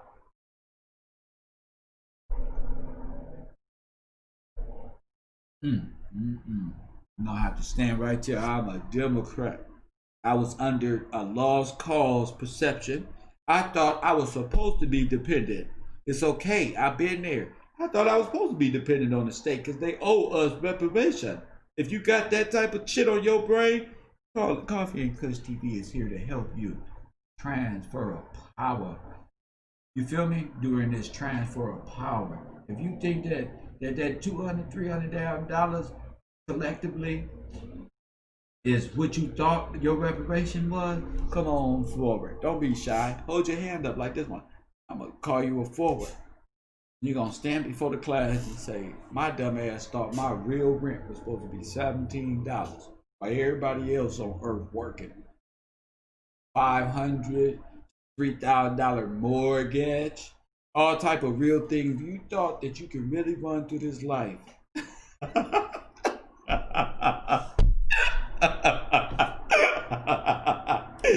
Come on down. You feel me? Don't be ashamed. Everybody been blocked before. Everybody been a Democrat. All black people have been there. Trust me. We got a lot of counselors in the chat room. Press 1 if there's a Democrat counselor here to help my patients, these new people come in and be part of the university. Press 1. I want the new students to look at this chat room right here. Just look at their names and say, damn, them motherfuckers organized. They wasn't organized before. Each one of these people was just like you, a Democrat wishing I let up, but I believed in them. Look at these names. Press 1. I believed in them. I said, no, we're going to make their ass stop trolling. We're going to make their ass pay attention. Fuck that. I'm not going to lose my brain.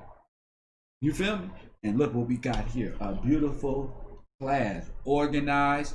Other chat rooms, all niggas is clowning niggas right in their face. They shooters ain't doing their job. Niggas is blocking them. The people who support. Now, all backwards type of shit. Over here, it's a little more. Oh, don't be saying, man, you take too long during your intros. That's what my supporters want me to do. They want to see you squirm. What's today? Thursday? I think we got karaoke tonight. But before that, it's time to talk about these Democrats. It's always, we can always have fun on this podcast. Trust me.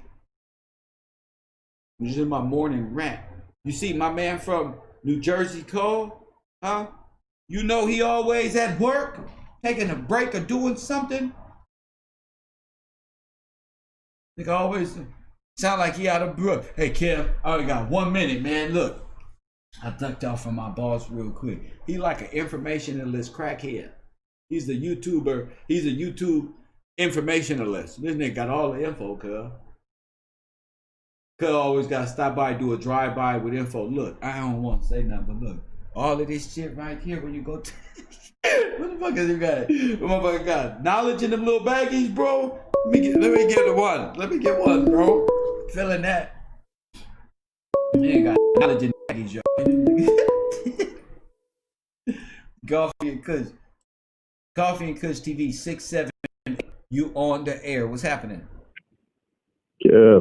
What's up, family? This is Ham Hill in the chat. What's up, Kev? What's up, Ham Hill?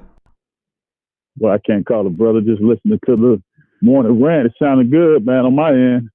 I'm at work, too, like the other caller. The other caller calling. He always calls. That's a good brother, man. Yes, sir. And good information.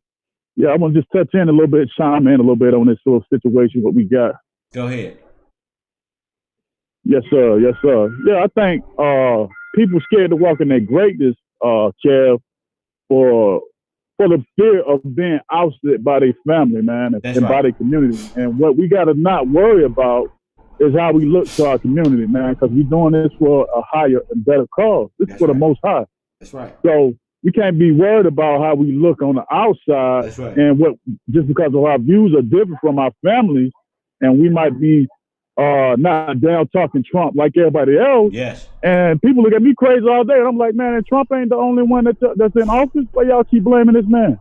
You know what I'm saying? He's not the only one. He's not the only person. I'm scared to go around my family, bro. I ain't seen them, bro. I don't even. They lost their brains when I voted, bro. Before that, because I've been talking this real stuff, bro.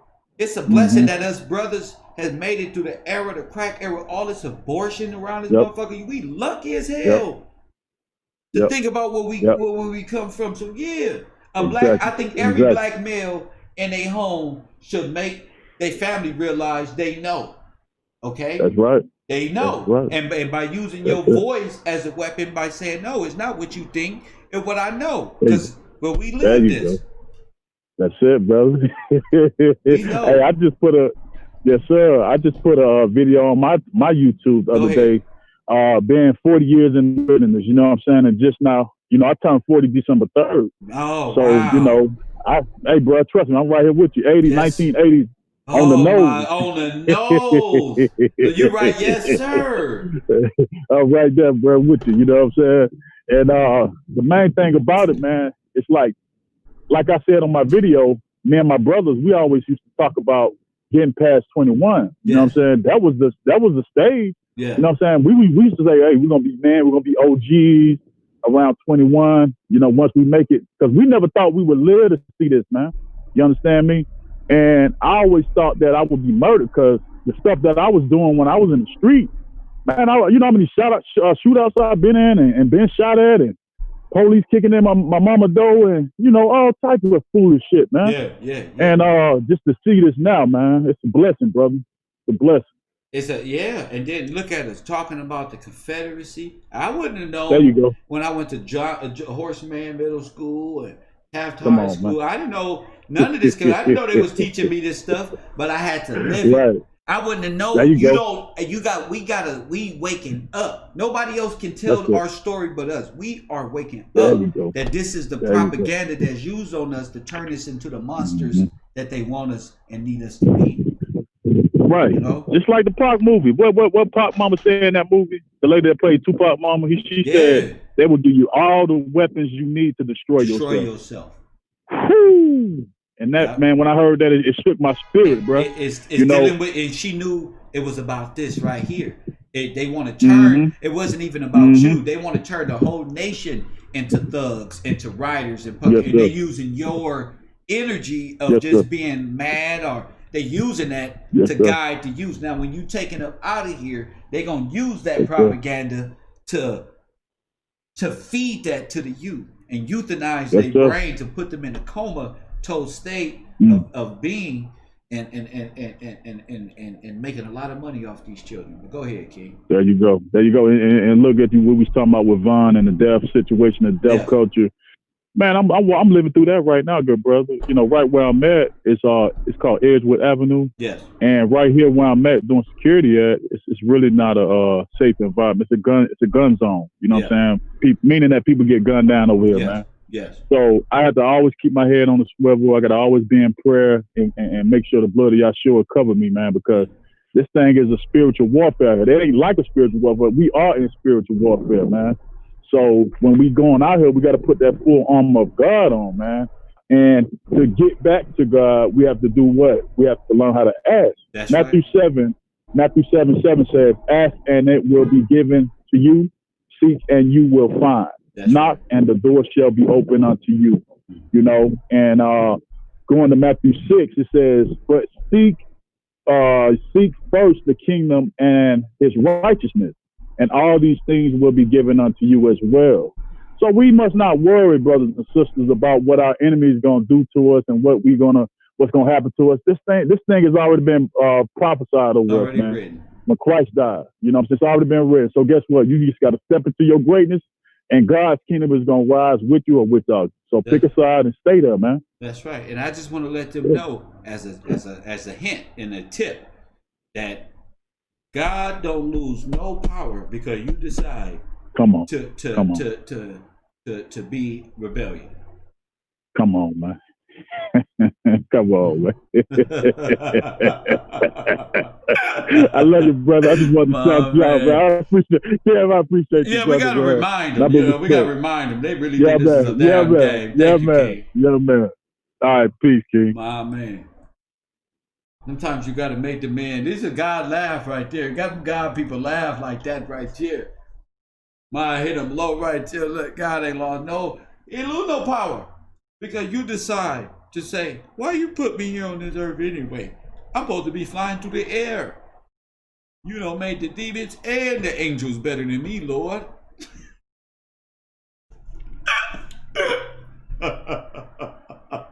Motherfucker look for a reason to be rebellious. You don't make the angels can fly around here, and I gotta ask for a chat. I'm young Pharaoh. I don't care if you Israel. I don't care. I don't care about none. I'm going to my room. Y'all around on this earth acting stupid. I'm going around in my room. I'm going to close my door on you, God, because you left me here. Coffee and Kush TV. You on the air. What's up? What up? This is AK. AK in the building. What's happening? Acquire knowledge in the chat. So I just want to talk about like what you guys talking about and like touch base on what the other caller said. You know, and I think I'm nervous. My bad. I think that the 94 crime bill, I think that was like the next step for the lost cause rhetoric. I think that added to what they already had done to suppress the people and censorship and, you know, rewrite history. It just made it legal, gave them loopholes to do that to the people. Like to take the head of household and press mass incarceration to exhaust people's strawman. And people are not understanding these things. Like when we hire an employee comes, they fill out an application and we ask for a resume. We ask to see what they're about. But people are not checking out Joe Biden's resume. Like you're not checking out what Joe Biden did and people's out here. Right. My stomach hurting. And you're Latin American, correct? Right. And so and even with that, like people expect right away to assume that because I'm Hispanic that I'm voting for Biden. Oh, I speak to my customers, and then I go, and they automatically assume, oh yeah, Biden this, Biden that, and I'm like, no, I'm a Trumper, you know. Yeah. And they're offended. They're like really, really offended. I don't understand. I know in your community, they're like, oh, like really? Oh man, what? Why? What happened? Yeah, and they're like, oh, he's a racist, he's this. But it's like, this is all we've always known, you know, like I'm a victim of this system too. And I understand it. Like not too long ago, I was out bumping Nipsey Hussle FDT, you know? So it's like, I get it. I totally understand. But like people are not opening their eyes to what it really is and to what's really there. Like, why wouldn't you look at somebody's resume and see where they come from and what they're about if you're going to hire them to work for you, you know, because he works for us. You know, now what's the track record when you're calling people if they go to your school, if they're gonna turn it to a zoo? What type of shit is that? First of all, and everything, and you got black kids around, and you're talking about roaches grabbing your kneecap, and you're talking about and that's some other shit. That's a racist shit. And then he's talking about what else is food on said? He say about the 94 crime super bill. Predator. They're super predator, and that they should not. What did Trump say? They said, or Hillary. If you don't vote for me, you ain't black. Tripping.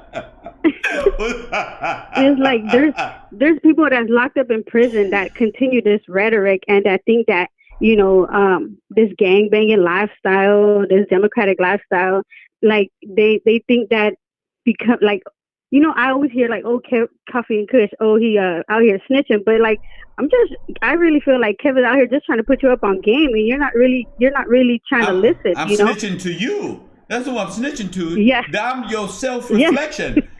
I could have put a tattoo on my head too. Remember, I was 116 and running these streets, and this shit was the same. But the thing about me is, I want you to know.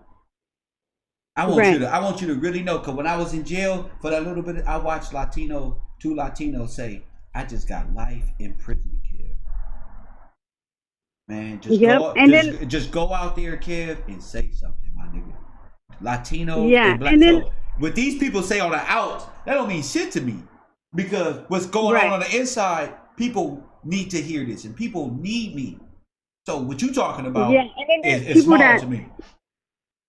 Yeah, there's people that they're locked up in prison and they try to live by this G code, and they try to live by this no snitching code. But you can still be a G and get out of there. And, that's right. You know, do your programming and do what you got to do to get out of there. But they're not willing to. They're not willing to open their eyes and realize what they're living in. You know, there's fools that in prison that they live off of this OGP lifestyle, or we can't move to an S&Y yard or whatnot, which is like leveling down so that you can actually go home.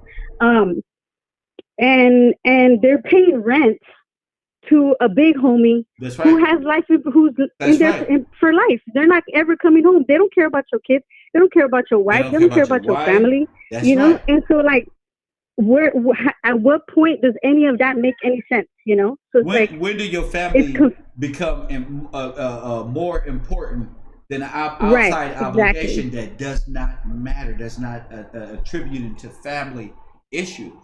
Because real bosses is about, if you go to the Italian mob, that's all they talk about is family. You go to the Russian mob, you go to any of these outside gangs that deal on the outside, they are big on family first, and they'll make sure that you're treating your woman right, and that your kids ain't on drugs, and you're slipping here. That's what real gangsters do. But this whole, I don't know, because I'm not a gangbanger, but this snitching thing that they got, they do more snitching on themselves than anybody out in public. Yep. And ain't no nigga about to use me. And they're the real ain't no nigga about to use me for my energy because they can't speak truth and be truthful with themselves. You hold your own nuts in this world. Yep. For real. That's word right there. That's word. Because your girl gonna get you out. Your girl gonna be there when you get out. If that's your real woman, them niggas ain't gonna be there. And it's gonna take another loss or a death or something else for you to boom. I don't care about, what am I snitching on? Your life? Shit. Yep. And believe it, there's people in prison that listen to you and they watch you on a regular. You know, I try to share all the time, and I know they're watching you and I know they're listening to me in this conversation right now. But I just, like, wake up, like, open your eyes. I want to get a pen pal in the penitentiary who's good at prayer call for my Victory channel, because when I was in jail, these brothers, they was praying on a whole different level, and I think people need to know that people, even though that gang stuff is in jail, there is people in prison and jail that recognize, like, he talking fact. If I was sitting right there, this all I know. This all I know. Yep. I grew up in this shit just like all of us did, but people go that way, friends go that way, friends go that way. We all observers of the same hood lifestyle democratic situation. And I'm glad that you called in and speak up on the Latino side of this democratic lifestyle, because there's a UFC for real, there's a UFC fighter, George Matavascal, who got a lot of flack for saying that the Democrats, they just want your vote and they don't nobody even putting up a fight. Yep. Things like this. Yeah, I seen that. That means a lot to me. Things like that. All day. Thank you so much for calling in, AK. All right, thanks. Yes, bye, ma'am. guys. Yes, ma'am. I love that. And a lot of women do got men in prison and stuff like that. And we got to get back to family, and that's what's important. I'm Mr. Whatever, Inspector Gadget, Judge Gills, anything that got to put somebody in their place, they gonna call you all type of things. Because one thing about a Democrat is they hate the truth right in their face. And that's why they live in an imaginary ass world on Shutter Island, and I'm the damn psychologist. It take a lot to bring truth. It take a lot to look these so-called gangsters in their face and tell them it's wrong. And I see why everybody hide in their house. They rather be Instagram and YouTube chatters or YouTubers that really just bow down to the complexity of things. I'm not having no murderers on my shit. I don't got to do no business with no murder. I don't want that shit around me. I don't want nobody, none of that shit. That's the point of moving away and getting away from that shit. You know what I'm saying? If we can say, the thing is, most of these niggas is old. I always been this way. When I lived in the 70s on the east side, the Florences, they don't even get along with no black gangs. Press 1. So tell me why one of the Florence leaders let me take their little brother with me and go to work every day. And he a gay banger too, he was like 13, 14. You feel me? I'm the bridge of this shit. Talking shit. And they don't even get along with black. They NK all through they shit. Press 1. So trust me when I tell you. I know a lot of people do. My thing is about truth and honesty about this lifestyle. Damn your situation. Your situation ain't no different than my little cousin's situation. The way you feel, they probably watch my show feeling the same way. Everybody probably feel like I'm talking about them. That's why they feel like, oh man, he's snitching. Because they feel I'm blasting them. I don't know you. I don't know y'all's situation. I'm speaking upon life situations that I deal with and what I see. So if you learning something from here, and it's because you know that something about what I'm saying, you seen it too. And you know what I'm talking about. And it's always the same thing. When you tell a ass about themselves, it's always the same thing. Stop telling me all this one. I used to be a Democrat tendency person too. But it takes somebody consistently telling you so they can break that. You're gonna stay right there in that cycle. I don't know how people can stay in the penitentiary under this shit. I don't understand. I'd be too busy thinking about how I'm a slave trying to escape. I don't even understand. I'm not gonna go Hey, none of that, bro. I don't know, bro. I'm not winning from none of these things. I'm gonna get up in this word and get this time. Hey, look, I'm gonna get up in this word. I'm gonna pass my time real smooth, bro. Get on my push-ups, G. Stay in my lane. Anybody here get down with the word? Y'all just let me know. Prayer call. Hook me up. Call Kev. Time for the prayer. That's when you call me. I don't care about none of that. I got these on in jail, and they ain't even on. They ain't even real. I put these on as soon as I got there. Here. I don't see nothing. I don't want to know nothing. I don't know who got beat up back there. I don't know why Overboy looking like that. I don't know why these sheriffs is coming in here. I don't know what they looking for. I don't know nothing. Give me the fucking out here. I don't know. Sheriff like, what's up? What's the button? Oh no. Fucking life of a Democrat. Coffee and Kush TV 248. You on the air. What's up? What's going on, kid? Blessings, blessings. What's your name? Where you calling from? Shit, man, I was just checking in. Caught you live and shit. I wanted to check. Come on, man. Come on, bro. You're in the wrong classroom, bro. Bungalow 54. King Kush, come get this dude. You're in the wrong class, young man. Sorry for your luck, G. Listen, the Dixiecrats is what's important. Rant time over. Press for one. Rant time over. Take out them notebooks. Take out them notebooks. I'm glad they called. When they call, you know it's time to get back on track. They be fucking up. Oh, let's go over there and distract them some more. Nah, bro, time to get back on track. Get back on track right here. Press 1. You're screaming, Kev, bro. Kev, bro. When we call the jail, we're going to get a pen pal. In jail, we're going to put some money on some books so we can get the inside knowledge.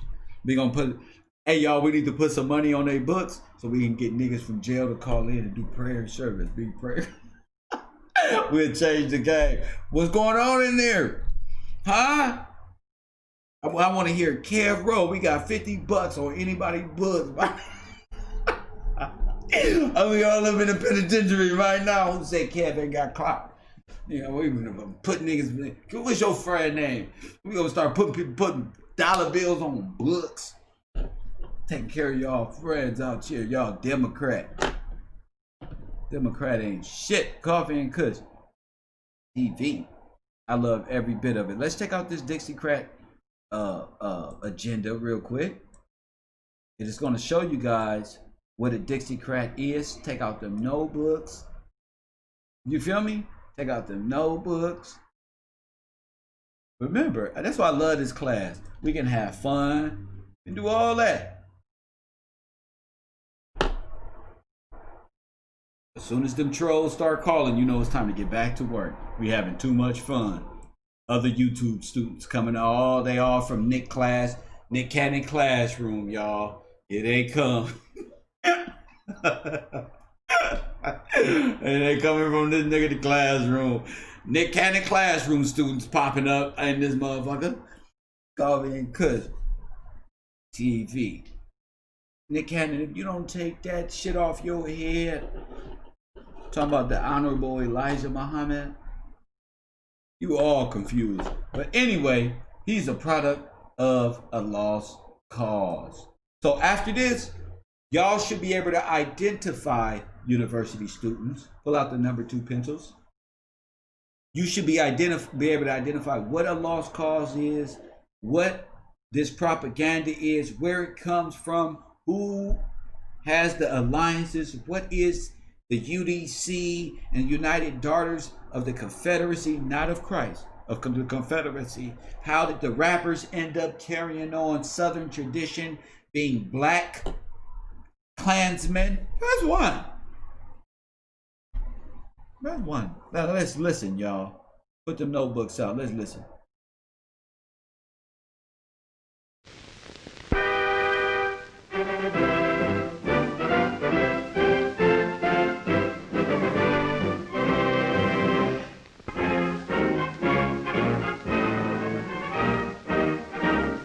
The Southern revolt against President Truman reaches its climax at Birmingham under the states' rights banner.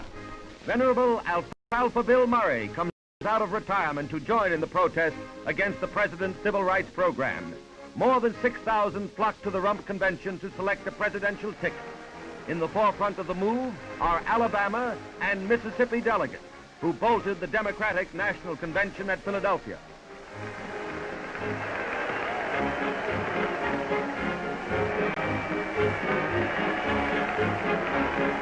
Oh, 13 do southern that states day. are represented in the uproarious session which precedes the nomination of Governors Thurmond of South Carolina and Fielding Wright of Mississippi as party standard bearers. Governor Thurmond attacks the civil rights plank. It simply means that it's another effort on the part of the president to dominate the country by force and to put into effect these uncalled for and these damnable proposals he has recommended under the guise of so-called civil rights. And I'll tell you, the American people from one side or the other had better wake up and oppose such a program. And if they don't, the next thing will be a totalitarian state in these United States. A fourth party is born.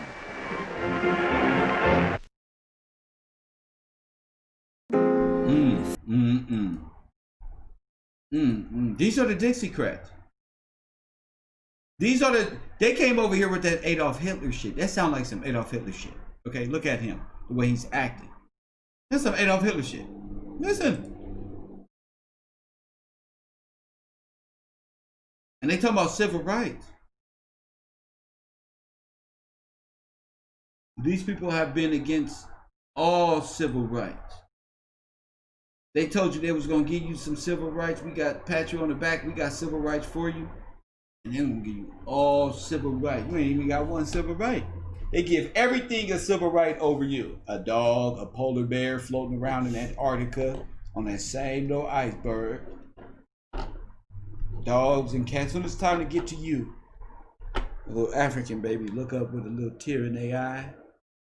Every time it's time to get to you, a little shaking ass dog up in a pound need to be neutered or some shit. Every time it's time to get to you, Saddam Hussein. Every time it's time to get to you, Bin Laden,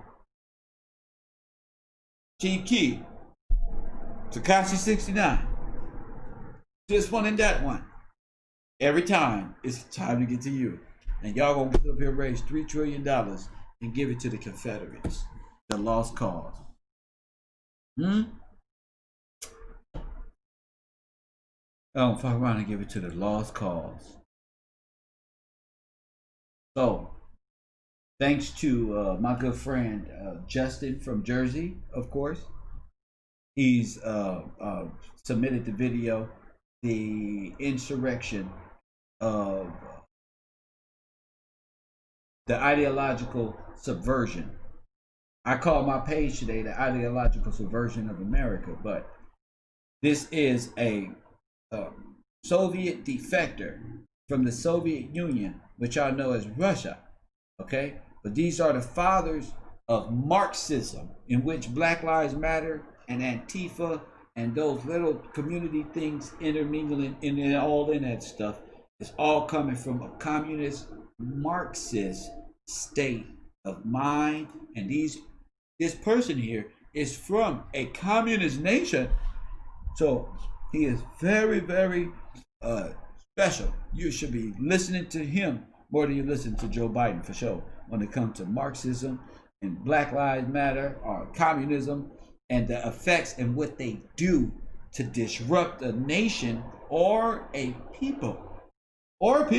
Like in our situation, this Soviet-style communistic idea of black unity comes from Russia. Even your black fist that you could right there, like this one, it was programming the Black Panthers and stuff to be communistically right there.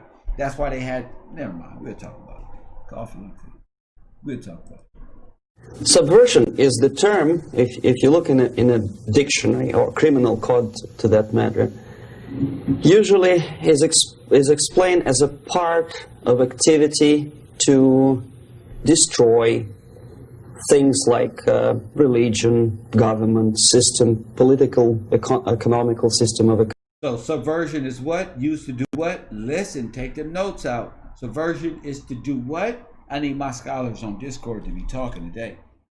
It's all good, the show good, yep. But we need to be focused on ideologically subverted ideals and how they go about what needs to be subverted and why it must be done. And he's giving you these answers right now. Subversion is the term, if you look in a dictionary or criminal code to that matter, usually is explained as a part of activity to destroy things like religion, government system, political, economical system of a country. And usually it's linked to espionage and such romantic things as blowing up bridges, sidetracking trains, cloak and dagger activity in Hollywood style. What I'm going to talk about now has absolutely nothing to do with the cliche of espionage or KGB activity of collecting information. Why do you say Hollywood style? Do you listen to that? So the greatest mistake or misconception, I think, is that whenever we are talking about KGB, for some strange reason, starting from Hollywood movie makers to professors of political science and quote-unquote experts on Soviet affairs, or Kremlinologists as they call themselves, they think that the most desirable thing for Andropov and the whole KGB is to steal blueprints of some supersonic jet, bring it back to Soviet Union and sell it to the Soviet military-industrial complex. It's only partly true.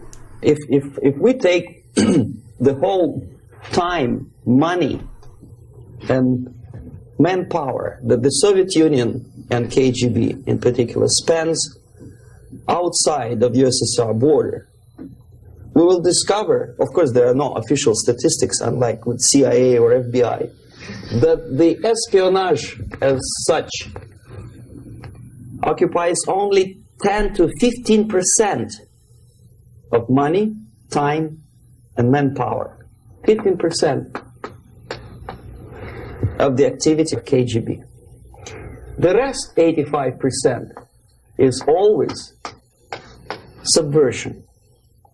And unlike a dictionary of English, Oxford Dictionary, subversion in Soviet terminology means always a destructive, aggressive activity aimed to destroy the country, nation, or geographical area of your enemy.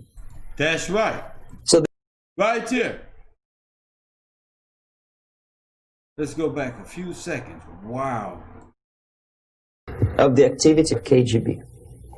The rest, 85%, is always subversion. Subversion. And unlike a dictionary of English, Oxford Dictionary, subversion in Soviet terminology means always a destructive, aggressive activity aimed to destroy the country, nation, or geographical area of your enemy. So there's no romantics in there, absolutely. No blowing up bridges, no microfilms in Coca-Cola cans, nothing of that sort. No James Bond nonsense. It's most of this activity is overt, legitimate, and easily observable if you give yourself time and trouble to observe it. That's right. But according to the law and law enforcement systems of the Western civilization, it's not a crime. Exactly because of misconception, manipulation of terms. We think that subverter is a person who is going to blow up our beautiful bridges. That's right. No. Subverter is a student who comes for exchange, a diplomat, an actor, an artist, a journalist like myself was 10 years ago. Press 1. Told you. Now who you listening to? Press 1. Now who you listening to? I got your attention. Alright? See why you distracted? You are being subverted. That's why. Now ask me why that person dying over there and this one is right here and this one right here.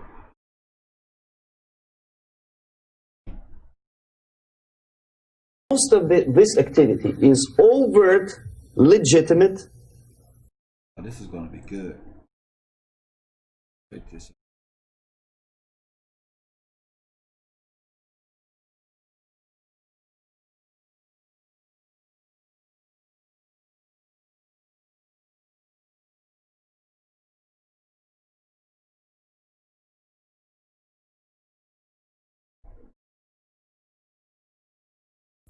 And easily observable if you give yourself time and trouble to observe it. But according to the law and law enforcement systems of the Western civilization, it's not a crime. Exactly because of misconception, manipulation of terms. We think that subverter is a person who is going to blow up our beautiful bridges. No. Subverter is a student who comes for exchange, a diplomat, an actor, an artist, a journalist like myself was 10 years ago. Now, subversion is an activity which is a two-way traffic. You can... Actors, artists, are you getting it now? Remember I told you? Why do you think all of these actors and artists and industry people are in big trouble? Told you.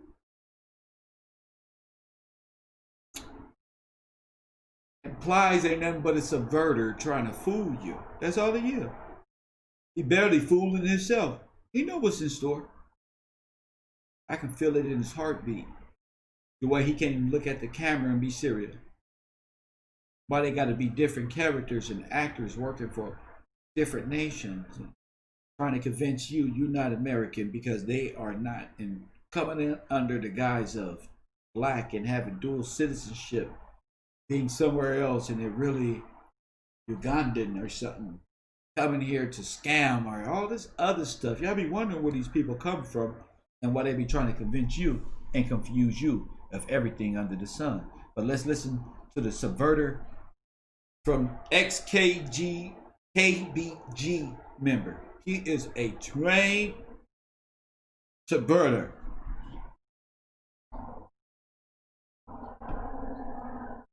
Cannot subvert an enemy which doesn't want to be subverted. If you know history of Japan, for example, before 20th century, Japan was a closed society.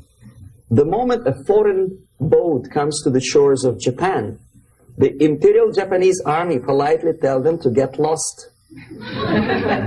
And if American salesman comes to the shore of Japan, let's say 60 or 70 years from now back, and says, oh, I have a very beautiful vacuum cleaner for you, with the good financing, he says, please leave us, we don't need your vacuum cleaner. If they don't leave, they shoot them to preserve their culture, ideology, traditions, values intact. You were not able to subvert Japan. You cannot subvert Soviet Union because the borders are closed. The media is censored by the government. The population is controlled by the KGB and internal police. With all the beautiful glossy pictures of Time magazine and Magazine America, which is published by the American Embassy in Moscow, you cannot subvert Soviet citizens because the magazine never reaches Soviet citizens. It's collected from the newsstands and thrown to garbage can. Subversion can be only successful when the initiator, the actor, the agent of subversion has a responsive target. It's a two-way traffic. Like black folk. United States is a receptive target of subversion. There is no response similar to that one from United States to the Soviet Union. It stops halfway somewhere. It never reaches here. The theory of subversion goes all the way back 2,500 years ago. The first human being who formulated the tactics of subversion was a Chinese philosopher by the name of Sun Tzu.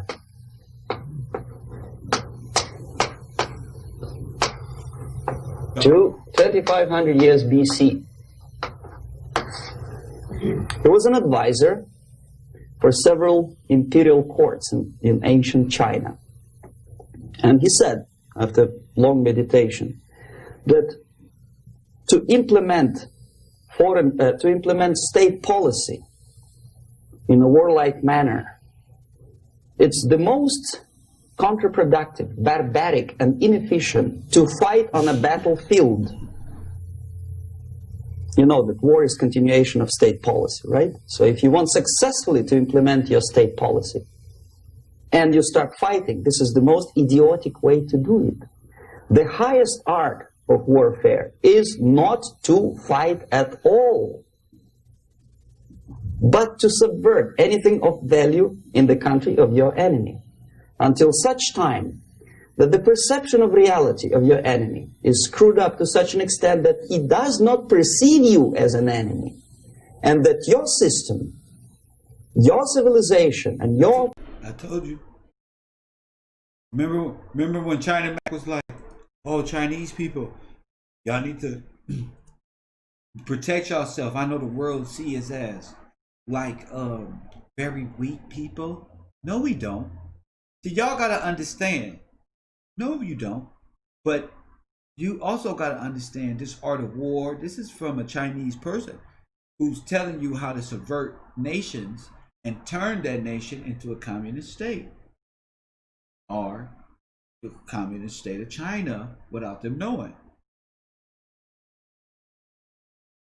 And you got to keep your eyes open for that.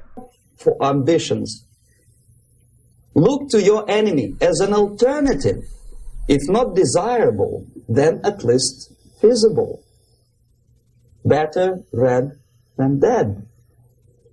That's the ultimate purpose, the final stage of subversion, after which you can simply take your enemy without a single shot being fired. That's what they tried to do right now. Press 1. They tried to take the whole nation. I told you they tried to coup the whole country. Who? China. How? Pay these people off to do all this subversion, all this stuff that y'all not even aware of what's going on. Y'all not even aware. From all of these apps, all of this spy, all of this stuff, y'all don't gave all of these people all y'all info. If the subversion is successful. This is basically what subversion is. As you see, not a single mentioning of blowing up bridges. Of course, Sun Tzu didn't know about blowing up bridges. Maybe there were not that many bridges at that time. But the basics of subversion is being taught to every student of KGB school in USSR and to officers of military academies. I'm not sure if the same author is included in the list of reading for American officers, to say nothing about ordinary students of political science. I had difficulty to find the translation of Sun Tzu in the library of a university in Toronto and later on here in Los Angeles. But it's a book which is not available. It is forced to every student in USSR. Every student who is taught to be dealing further in his future career with... You understand? They are taught to be subverters at an early age. Foreigners. What subversion is? Basically, it consists of 4 periods, time-wise. If we start from here and go this way, time. Okay, right? so pull those pencils out. There are 4 periods in timeline. Why? Now, who tell y'all to study the timeline? They ain't gonna be able to fool you. There are 4 periods. You wanna know how this shit is going down? Press 1. There are 4 periods of timeline that as a machine, it will be all put into use once it's all complete.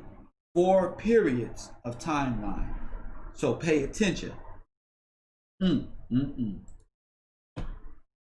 the beginning point.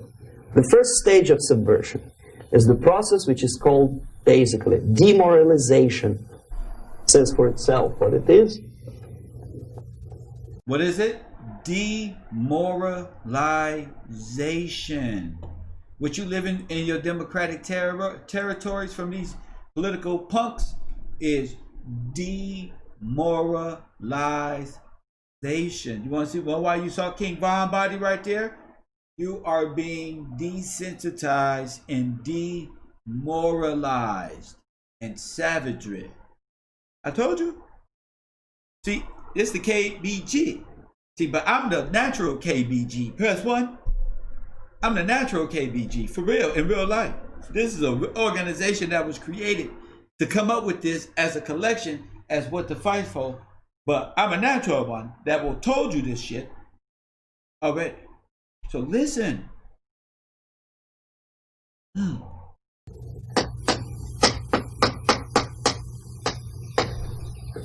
It takes from, say, 15 to 20 years to demoralize a society. Why 15 or 20 years? How long? All right then.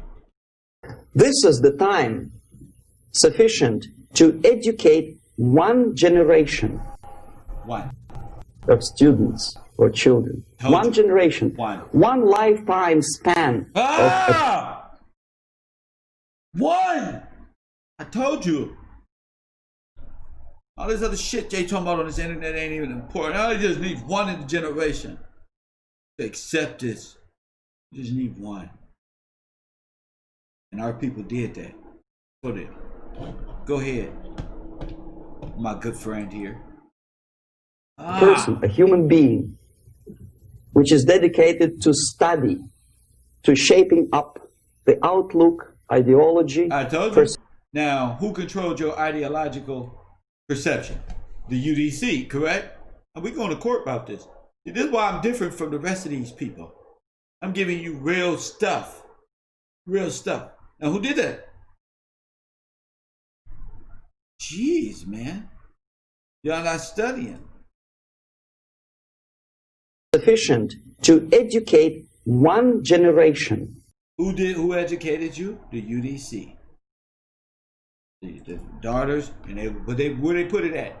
Right there where you were studying. Right there in them textbooks. You're not graduating for sure. All that shit wrong anyway. Lord have mercy.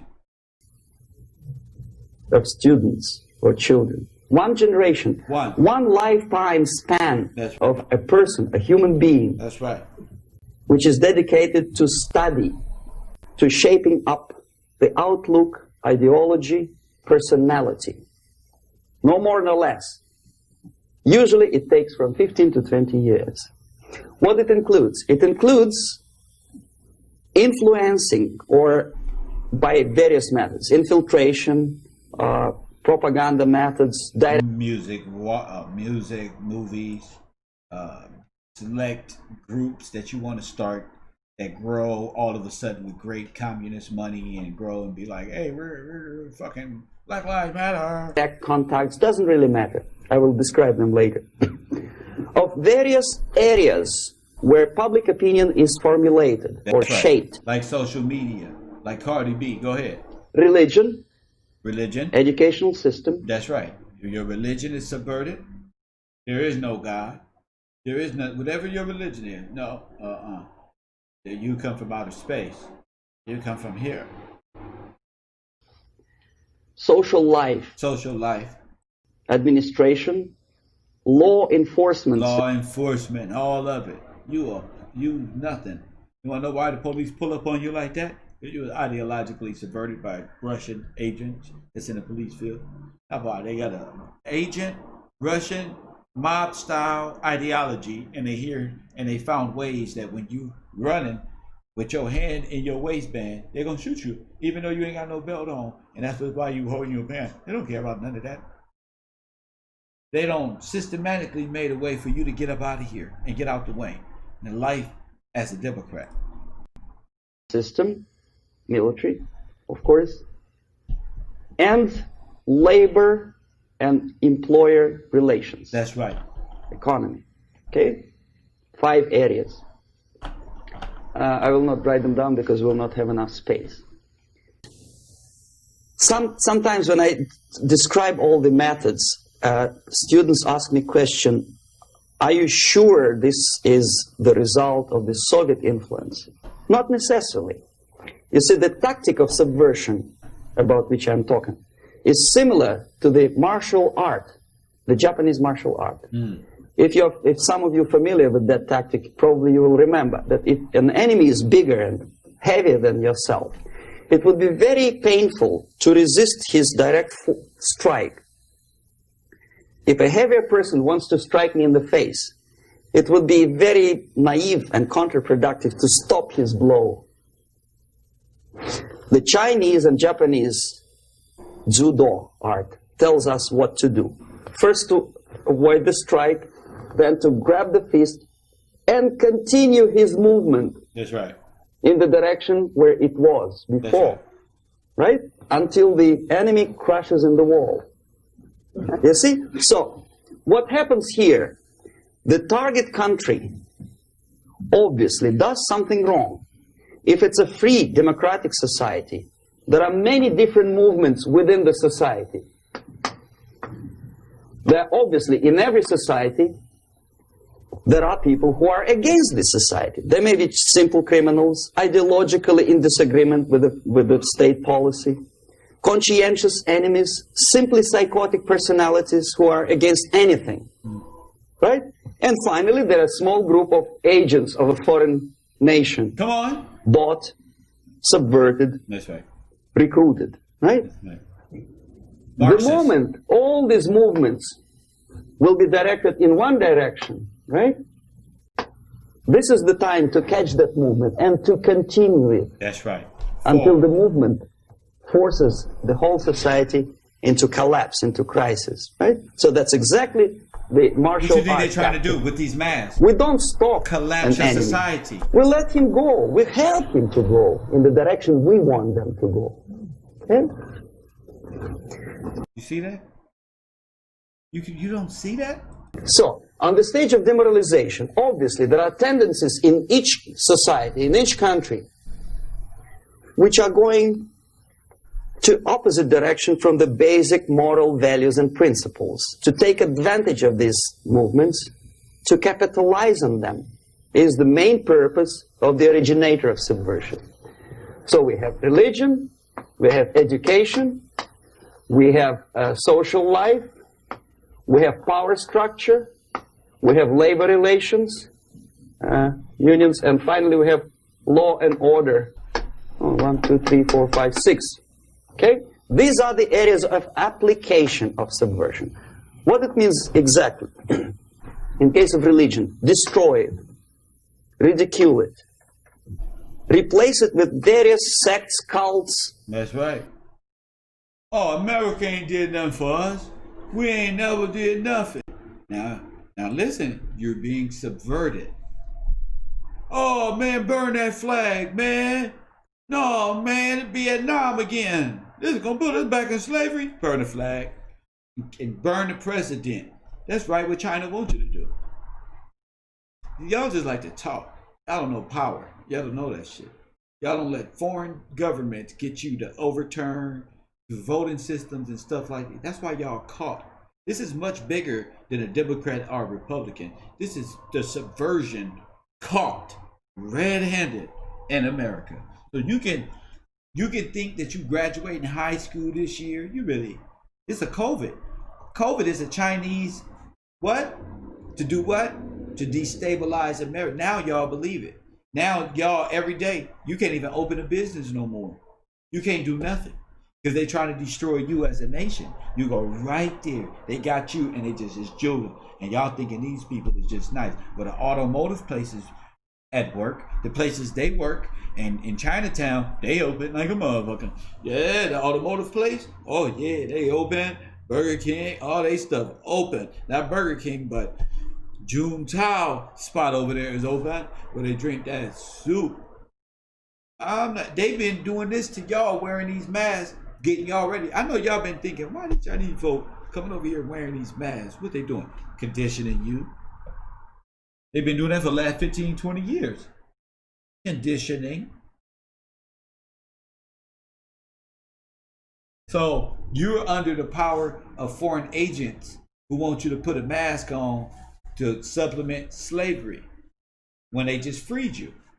Barack Obama, all these people want you enslaved. All these Democrats want you enslaved because they caught red-handed. Gavin Newsom got how much from China to get them masks? He done sold out a whole state for COVID-19 to shut down America. And Fauci and all these people try to capitalize and sterilize black and brown people. These are some murderous people. These are communists. These people cannot even be human beings to be thinking at this level. Mark Zuckerberg and them stopping freedom of speech. I don't care that the Democrats is against me. The objective of the two-party is to be opposed to one another, so we have and be forced to come to an agreement some way, somehow, and we make it work here in America. But to become subverted and used, but like I told y'all when I first started this, okay, us and white folk got something to figure out. All right, America, this American white folk, American black folk. But that's our problem we got to work out. The rest of y'all, stop putting your hands and ideas into the problem. That's the problem, is that real Americans are letting outsiders get in the way of what we got going. There are black folk who love white folk and white folk who love black folk. This whole thing, as of right now, ain't got shit to do with racism. It got shit to do with niggas getting off their behind and being consistent in life. Y'all problem is not Trump or this whole, your problem is getting up, being legally inclined and right in your mind to take care of the family first, not your gangbanging ass homies, not this one and not that one. Because to me, that's some Greek sorority shit when ain't nothing but men hanging out. I don't want to hang out with men anyway. I'm not putting men over my girl, my kids. Hell no. Cool. And if people want to accept that lifestyle, that's for them. But don't tell me how to be as much of a godly man as I want to be, as close as I want to get to God. Don't be trying to hold me back from saying what I say and doing what I do. That's what I do. And if you feel some type of way, that means you need to stand up and change your damn life. That means you're a Democrat and you got DTS. That's all that means. That doesn't mean I'm a hater. That don't mean I'm a snitching on you right now. That don't mean none of that. Because if I want to tell on you, I tell God right now what you're doing with your dumb ass. God know what you're doing anyway. Jesus know what you're doing. Everybody know what you're doing. About to do something wrong. About to do something wrong for somebody else. That's what you up to no good. You ever know that saying? You ever been told that? Look at what you doing. Look at you, up to no good. It just got a feeling you about to do something. You've been watching your dumb ass. You up to no good. And they trying to stop you. That don't mean they're a hater because they don't want you to break in the house and steal their Nintendo. That means they trying to stop you because you up to no good.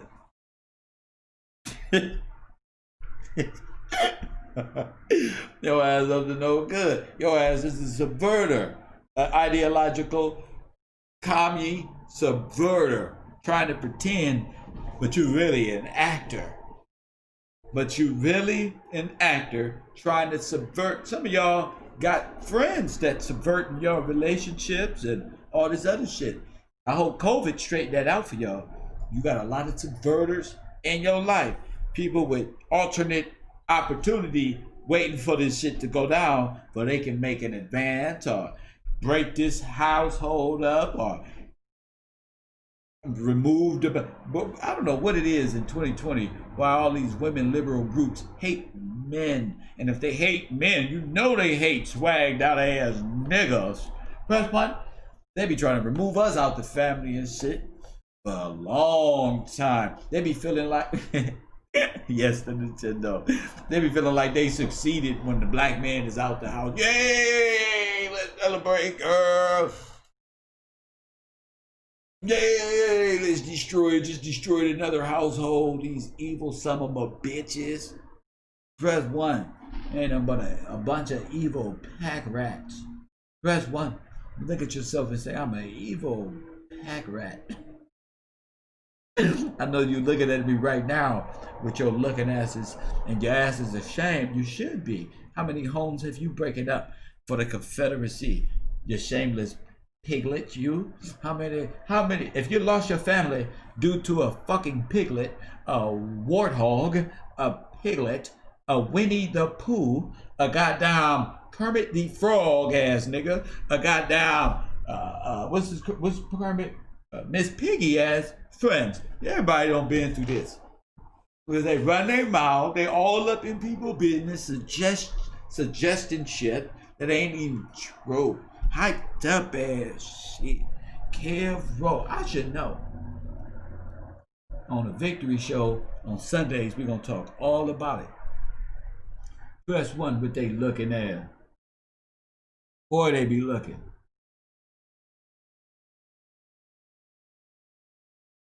They be caught up in they shit, family. Coffee and Kush TV. I love going on my little tangents. The Victory Show is gonna be awesome. Shout out to y'all. Shout out to y'all. But let's get back to Yori. Which bring people's attention, faith, whether it is naive, primitive, doesn't really matter. As long as the basically accepted religious dogma is being slowly eroded. That's right. And taken away from the supreme purpose of religion, to keep people in touch with the supreme being. That serves the purpose. That serves the purpose. So, can we say in this classroom that we at least hit part one of the subversion?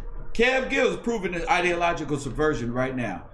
Did we already go through phase one of this ideological subversion? Press one for yes, press two for no, press D for you don't know. Because you know, if you don't know, you don't belong here. You belong in Bungalow 54 or Nick Cannon's classroom with some type of shit on your head called a dunce hat. That's why ain't nobody over there but one person over there in Bungalow 54. Press one. It's because ain't nobody over there. Press one. Ain't got one student talking about retarded shit forever and ever. Amen. There's nothing, no conclusion and nothing. Hey, what you got on? Big U and Whack 100. Hey, guys. Looking like you been bullied, dog, and you better just nod your head. This is a blood in the crypt talking here. Better just nod your head and say yes, OG, no, OG. Press one. Them niggas are scared of Debo, boy. Look at them niggas from the penitentiary and they eye, nigga. Lord have mercy. They called him Hammerhead. Jesus Christ. Lord have mercy. So we already, as you can see, the chat room believes we already suffered the first part, which is your faith and your spiritual practice have been subvertically turned into some demonic worship shit. So we can at least. And that go for white folk, Asian folk, Black American, white American, all of us together. They went from salsa music, now the Mexican want to be a drill rapper. They'll pull up in your shit, all up in the bricks, I'm like, the Mexican culture is falling apart. We have to get back to what we do.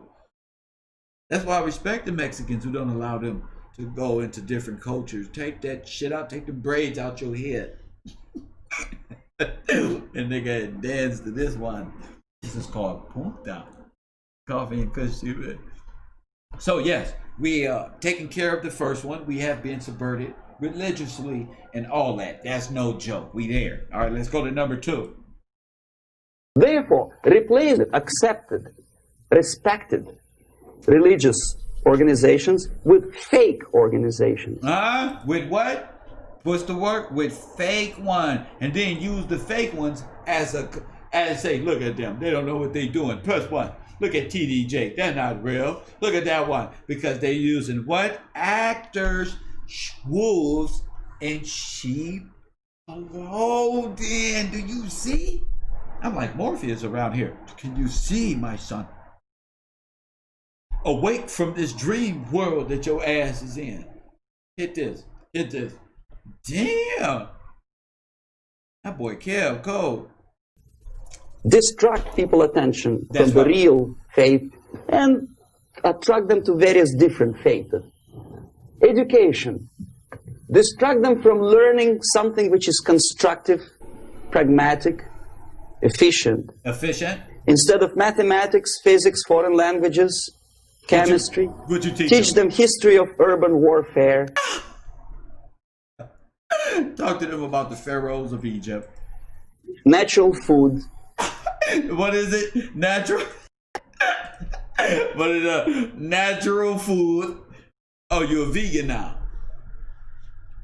Oh, now you're vegan, yeah. Like, okay, you're a vegan. Go fucking take a fucking peach off the tree and eat it. The fuck is you trying to get me to eat so many kiwis for? I can't eat a kiwi, but I'm saying, don't make my Oreos bad. This is because you've been ideologically subverted. Press 1. Damn, we good. We on fire today, y'all. We on fire today, family. Feminists, put it in the chat room. Put the app. Y'all can see it. Come on, my children, arise. Y'all can see it. That's what I love, taking people who ain't never graduated. Shit, they gonna graduate Cathro University. They got all y'all gonna get number 54 certificates. I'm giving out 54 certificates. Cathro University. Go. We gotta think of a school name. The road, name, but the road. We've been subverted. See, this means we waking up. You can't put your hands together, American, and wake up and think a pineal gland gonna open up on your head if you don't open up your brain before all that happened and understand, you little Negro, that you didn't come from planet Nibiru, you didn't come from planet Risk, you're not a melanated nothing until you realize you've been ideologically subverted. Kevro, you ain't none of that. You ain't no alien. Don't talk about Egypt. You're not no pharaoh, Satanism, until you understand all this was put on you. All of it. And it's a big delusion. Home economy, pragmatic, efficient. Instead of mathematics, physics, foreign languages, chemistry, teach them history of urban warfare, natural food, home economy, your sexuality. I told you. You've been subverted, America. Your sexuality. Teach them things that it's not tangible. That what are we fighting about this for? What you do. And I know people who got 2 wives, 3 wives. So what? Ain't got shit to do with me. He ain't got 10 Xbox games when all them wives start beating him over his head. Wow, talking about why he was with the 5th one. Who was she? Why he's still cheating with the 5th? Who is this one? They all beating him up. They ain't telling that side of the story. Anything, as long as it takes you away. Okay? Social life. Replace traditionally established institutions and organizations with fake organizations. Take away the initiative from people. Take away the responsibility from naturally established links between individuals. See? Take away the initiative from the person. The reason behind the why a person fights for freedom or do any of that by ideologically breaking them down and having generations believe less and less about themselves, about their faith, about spirituality, where they come from. All of that is demoralization. There's a part of this demoralization process. group of individuals and society at large, and replace them with artificially, bureaucratically controlled bodies. Instead of social life and friendship between neighbors, establish social workers institutions. Yeah. People who are on payroll of whom? Society? No. Bureaucracy. The main concern of social workers is not your family, not you, not social relations between groups of people. The main concern is to get the paycheck from the government. That's right. What will be the result of their social work doesn't really matter. That's right. They can develop all kind of concepts to show to the government and to the people that they're useful. Okay. Away from the natural links. Power structure. Okay. The natural bodies of administration, which are traditionally either elected by people at large or appointed by elected leaders of society, are being actively substituted by artificial bodies. The bodies of people, groups of people, whom nobody elected. Never. As a matter of fact, most of the people don't like them at all, and yet they exist. Why you think? Why? Because the voter fraud. Why you think they got these ballot boxes? Why you think the Democrats have been winning all the time, the same districts?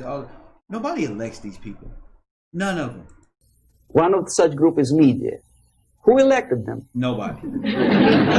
How come they have so much power? Almost monopolistic power on your mind. They can rape your mind.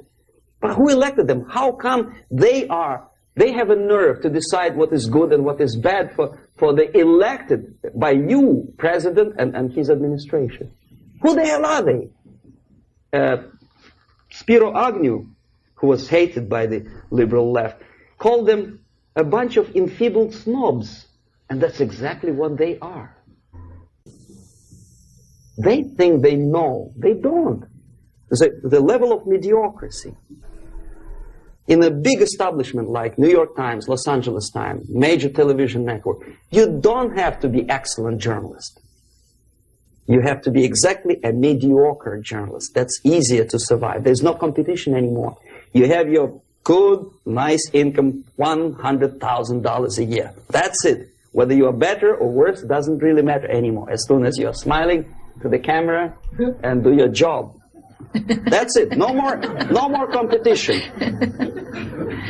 Power structure slowly is eroded by the bodies and groups of people who do not have neither qualification nor the will of people to keep them in power, and yet they do have power. Okay. Together with that, there is another process. Law enforcement, law and order organization and structure is being eroded. For the last 20, 25 years, if you see old movies and new movies, you can see that in new movies, a policeman, an officer of the United States Army looks dumb, angry, psychotic, paranoid. A criminal looks nice, kind of, well, he smokes hash and shoots the whatever drug, but basically he's a nice human being. He's creative. And he's unproductive only because society oppresses him. Whereby a general of Pentagon is always, by definition, a war maniac. A police... See, they took that, and in a simple sense. This is how they're able to take your natural black pain, why your black pain fits so well to be subverted this way. Because you naturally have a reason to be upset.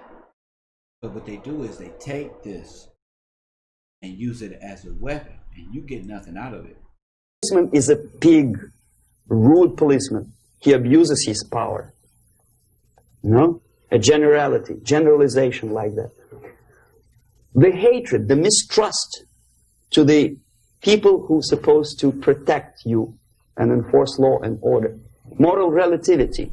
The Angelo Buono process lasted 2 years in Los Angeles. Which is why I remember people used to say, why the police don't give out baseball cards no more? You know why they say that? Because they was actually having good relationships with police officers at a young age. That was a good way that police can talk to kids about drugs or whatever the fuck they was doing in them DARE program. But I'm saying that was a way of communication. Hey, you like Daryl Strawberry? You like this one? You like this football player? Oh, I know him. Or he worked down there, man. You know who Tim Brown is? Well, I'll go to his church and look, I got his cards right here. You want one? Like that type of shit.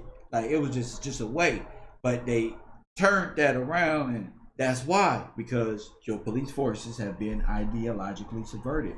That's why there are more German, Russian army people ready to blast off the perception, first shoot, ask questions later when dealing with black males, than the other way around of just common sense or legal stops and non-legal. All this stuff could be handled a lot better. And yet there are still some lawyers who say, look, he's a nice character, as a matter of fact. There was some witness who said, also a criminal, who said, well, he's a nice guy. I asked him one day to burn a house of my enemy, and he wouldn't do it. He's a nice fella. Erosion. A slow substitution of basic moral principles. Did you hear that? Whereby a criminal is not a... Did you hear what he said? Where criminality makes sense. Press 1. Is that where... I just told y'all about the music. I told you. Can you believe this guy's a nice guy? Ask him to go rob them or burn that house down. He ain't gonna do it. Shit like that, where good and evil is just flip. Listen. Big, rude policeman. He abuses his power. No? A generalization like that. The hatred, the mistrust to the people who are supposed to protect you and enforce law and order. Moral relativity. The Angelo Buono process lasted 2 years in Los Angeles. And yet there are still some lawyers who say, look, he's a nice character, as a matter of fact. There was some witness who said, also a criminal, who said, well, he's a nice guy. I asked him one day to burn a house of my enemy, and he wouldn't do it. He's a nice fella. Erosion. A slow substitution of basic moral principles, whereby a criminal is not a criminal, actually. He's a defendant. Even if his guilt is proven, there is still a doubt. You get it? You get it? Let's say Rondo number 9, for instance. Free the homie. Even though they dropped their phone and murdered another brother. Free the homie. I told you we was in the Jesus Barnabas moment. Get rid of the good people and free the criminals. This is the state of mind that God's people isn't. Christian, God's people, especially Israel, but the subversion there is just terror. To kill or not to kill, to be or not to be. Thou shalt not kill, yes, but this line may not necessarily be applicable to a murderer. Thou shalt not murder. That should be the presumption, not that thou shalt not kill. Okay, labor relations. Look, at this stage, within 15 to... Even if their guilt is proven, they should, come on. You feel me? Like somebody just said, the Bible calls them the lawless one. It's incredible. 20 years. We destroy the traditionally established links of bargaining between employer and employee. The classical Marxist-Leninist theory of natural exchange. Marxist? To a murderer, thou shalt not murder. That should be the presumption, not that thou shalt not kill. Okay, labor relations. At this stage, within 15 to 20 years, we destroy the traditionally established links of bargaining between employer and employee. The classical Marxist-Leninist theory of natural exchange of goods. A person A has 5 sacks of grain and person B has 5 pairs of shoes. And the natural exchange without money is when they bargain between each other. And only with the introduction of the third force C, an entirely third foreign stranger who says, no, don't give him 5 sacks of grain, give it to me. And you give me your 5 pairs of shoes, and I will... You see? Middleman. You see why Nip said, I taught y'all the game, nigga, how to cancel out the middleman? Well, that's against Marxist idea. You don't cancel out... Sorry, Nip, you don't cancel out the middleman in this religion. So the economy will go. This is the death of natural exchange, death of natural bargaining. Well, trade unions were established 100 years ago. The objective was to improve working conditions and to protect the rights of workers from those employers who were abusing their right because they had more money. Objectively, at that time, initially, the trade union movement did work. What we see now is that the bargaining process is no longer resulting in the compromise, which is leading objectively to betterment of working conditions and increase of salary. What we see is that after each prolonged strike, the workers lose. Even if they have 10% increase of their salaries, they cannot catch up due to inflation and due to missed time. More than that, millions of people suffer from that strike because economy now is interdependent. It's intertwined like one body. If previously steel workers, say 100 years ago, could strike and nobody would suffer, now it's impossible anymore. If a garbage collector strikes today, the rest of the multi-million city is stinking. I mean, there's no more service. In Quebec, for example, we had the electricians who were on strike in the middle of winter. You can freeze your bottom, and they still were on strike. Did they catch up with the salary? No, they lost. Who benefited? The leaders of trade union. What is the motivation for strike? Improving of a workers' condition? No, obviously it's not. Then what is it? Ideology. To prove to these capitalists. And the obedient horde of workers, like sheep, follow these people. And they cannot disobey. Why? Because if they do, you know what happens to them? Pickets, murders, shooting truck drivers by picketers. In Montreal, for example, I saw with my own eyes when I was correspondent of CBC, International, Canadian Broadcasting Corporation, when the workers of aircraft factory destroyed computers and the equipment in the factory. And the administration employed strike breakers. Their cars were turned upside down and burned. Their houses were burned. Their kids were intimidated. And some victims were there. Of that we can be sure. Why? To improve conditions of workers? No. Ideology. Okay, so this is what happens basically. It may or may not happen without the help of the Soviet Union. But the natural tendencies are being greatly taken advantage of and capitalized by the Soviet propaganda systems. How? Whenever trade union strikes, we have influx of propaganda, mass media, ideological dissemination. The workers' right, and we repeat it like parrots. Yes, workers' right. Whose rights? Workers? No. The only freedom of worker to sell his labor according to his own desire and will is taken away from him. By whom? By trade union boss. That's right. Unlimited power is given. Responsibility. I want to sell my labor not for $2.50 an hour, but for $2. I don't have right. My freedom is denied to me. I know that if I sell my work for $2 an hour, not for $3 an hour, I will compete better with the other guy who is lazy and more greedy.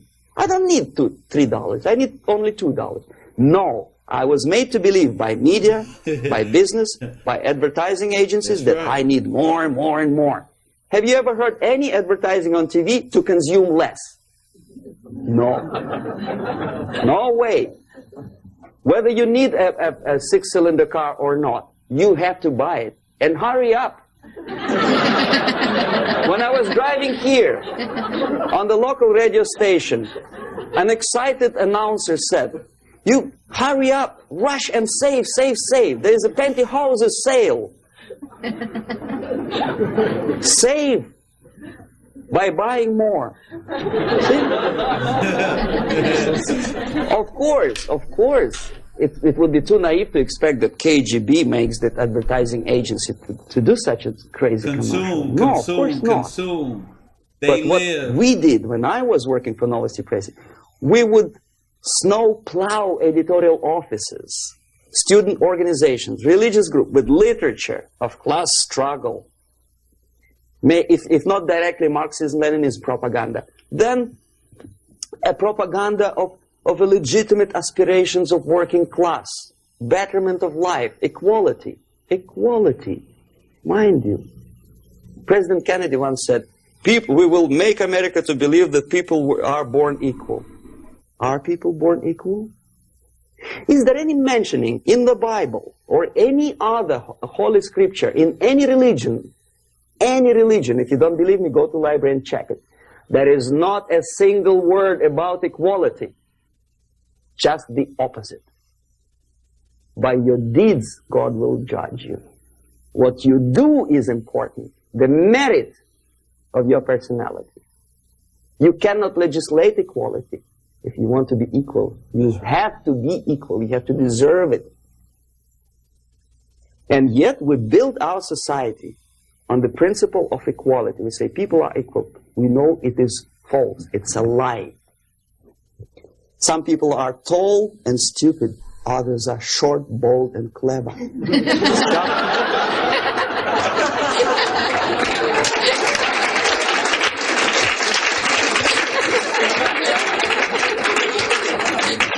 If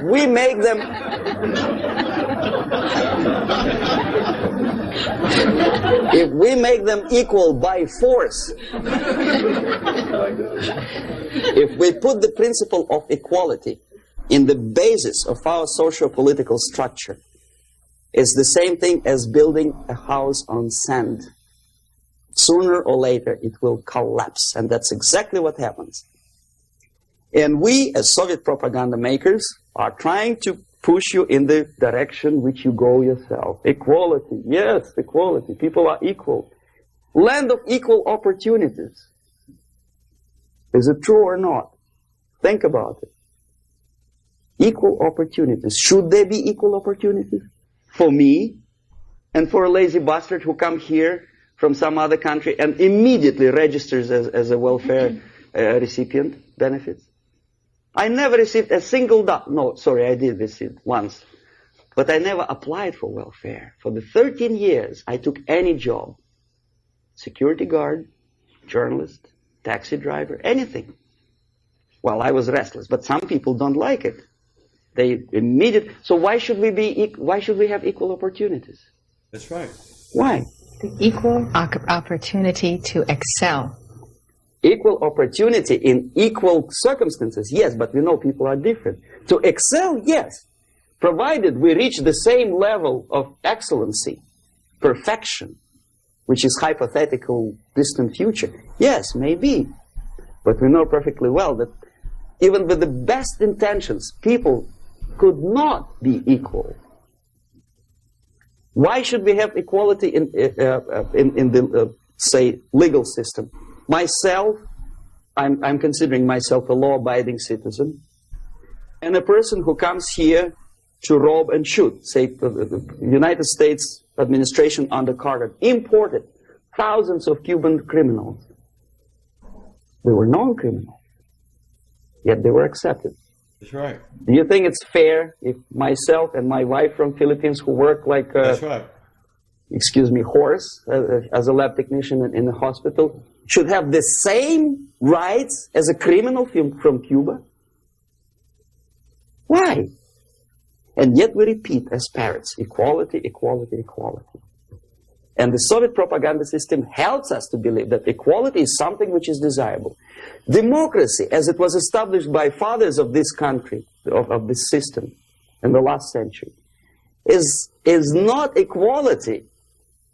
Is the system where different people, unequal people, have a chance to survive and help each other in constant competition, in constant perfection, not in equality, which is superimposed from a godfather or a nice person. in Washington, D.C. And the absolute equality exists in Soviet Union, quote-unquote equality. Everybody is equal in dirt, except some people are more equal than the others in Politburo. So, the moment you bring a country to the point of almost total demoralization, when nothing works anymore, when you are not sure whether it is right or wrong, good and bad, but there's no division between evil and good, when even the leaders of church sometimes say, well, violence for the sake of justice, especially social justice, is justified in countries like Nicaragua, El Salvador, well, maybe Rhodesia, and we listen to them and say, yeah, probably it's true. Is it true? No, it is not true. Violence is not justified, especially for the sake of quote-unquote social justice introduced by Marxist-Leninists. That is my former colleague. Right. From Novosti Press Agency. Okay, so we reach that point. The next step is destabilization.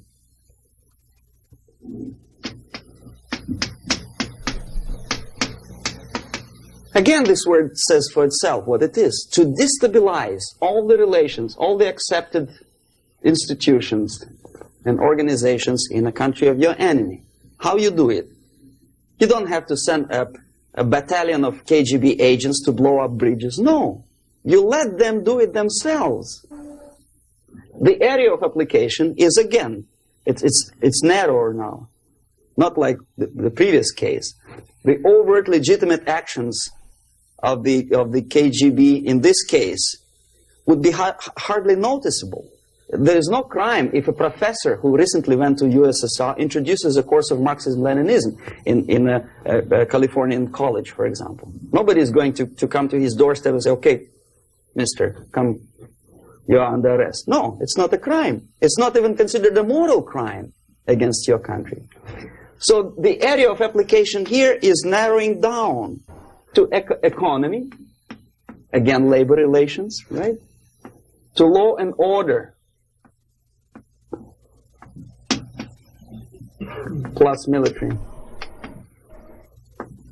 And economy, law and order. Yes, and again, the media, but wider scope, little bit different. I'll explain it later. Okay, basically 3 areas. Economy.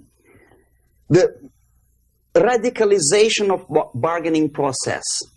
If on that stage we still could achieve, theoretically, some positive compromise between the negotiating sides with say, arbitrary introduction of arbitrary judges, a third side, objectively judging the demands of both sides. Here it's radicalization. On the stage of destabilization, we cannot come to compromise even within a family. The husband and wife couldn't figure out which is better. Husband wants his kids to eat at the table, and wife wants a child to roam around the room and drop food all over the floor. They cannot come to compromise unless they start a fight. It's impossible to reach a compromise, constructive compromise, between neighbors. Some people say, I don't like you to watering your lawn at that time because exactly at that time I'm walking my dog and he's getting nervous.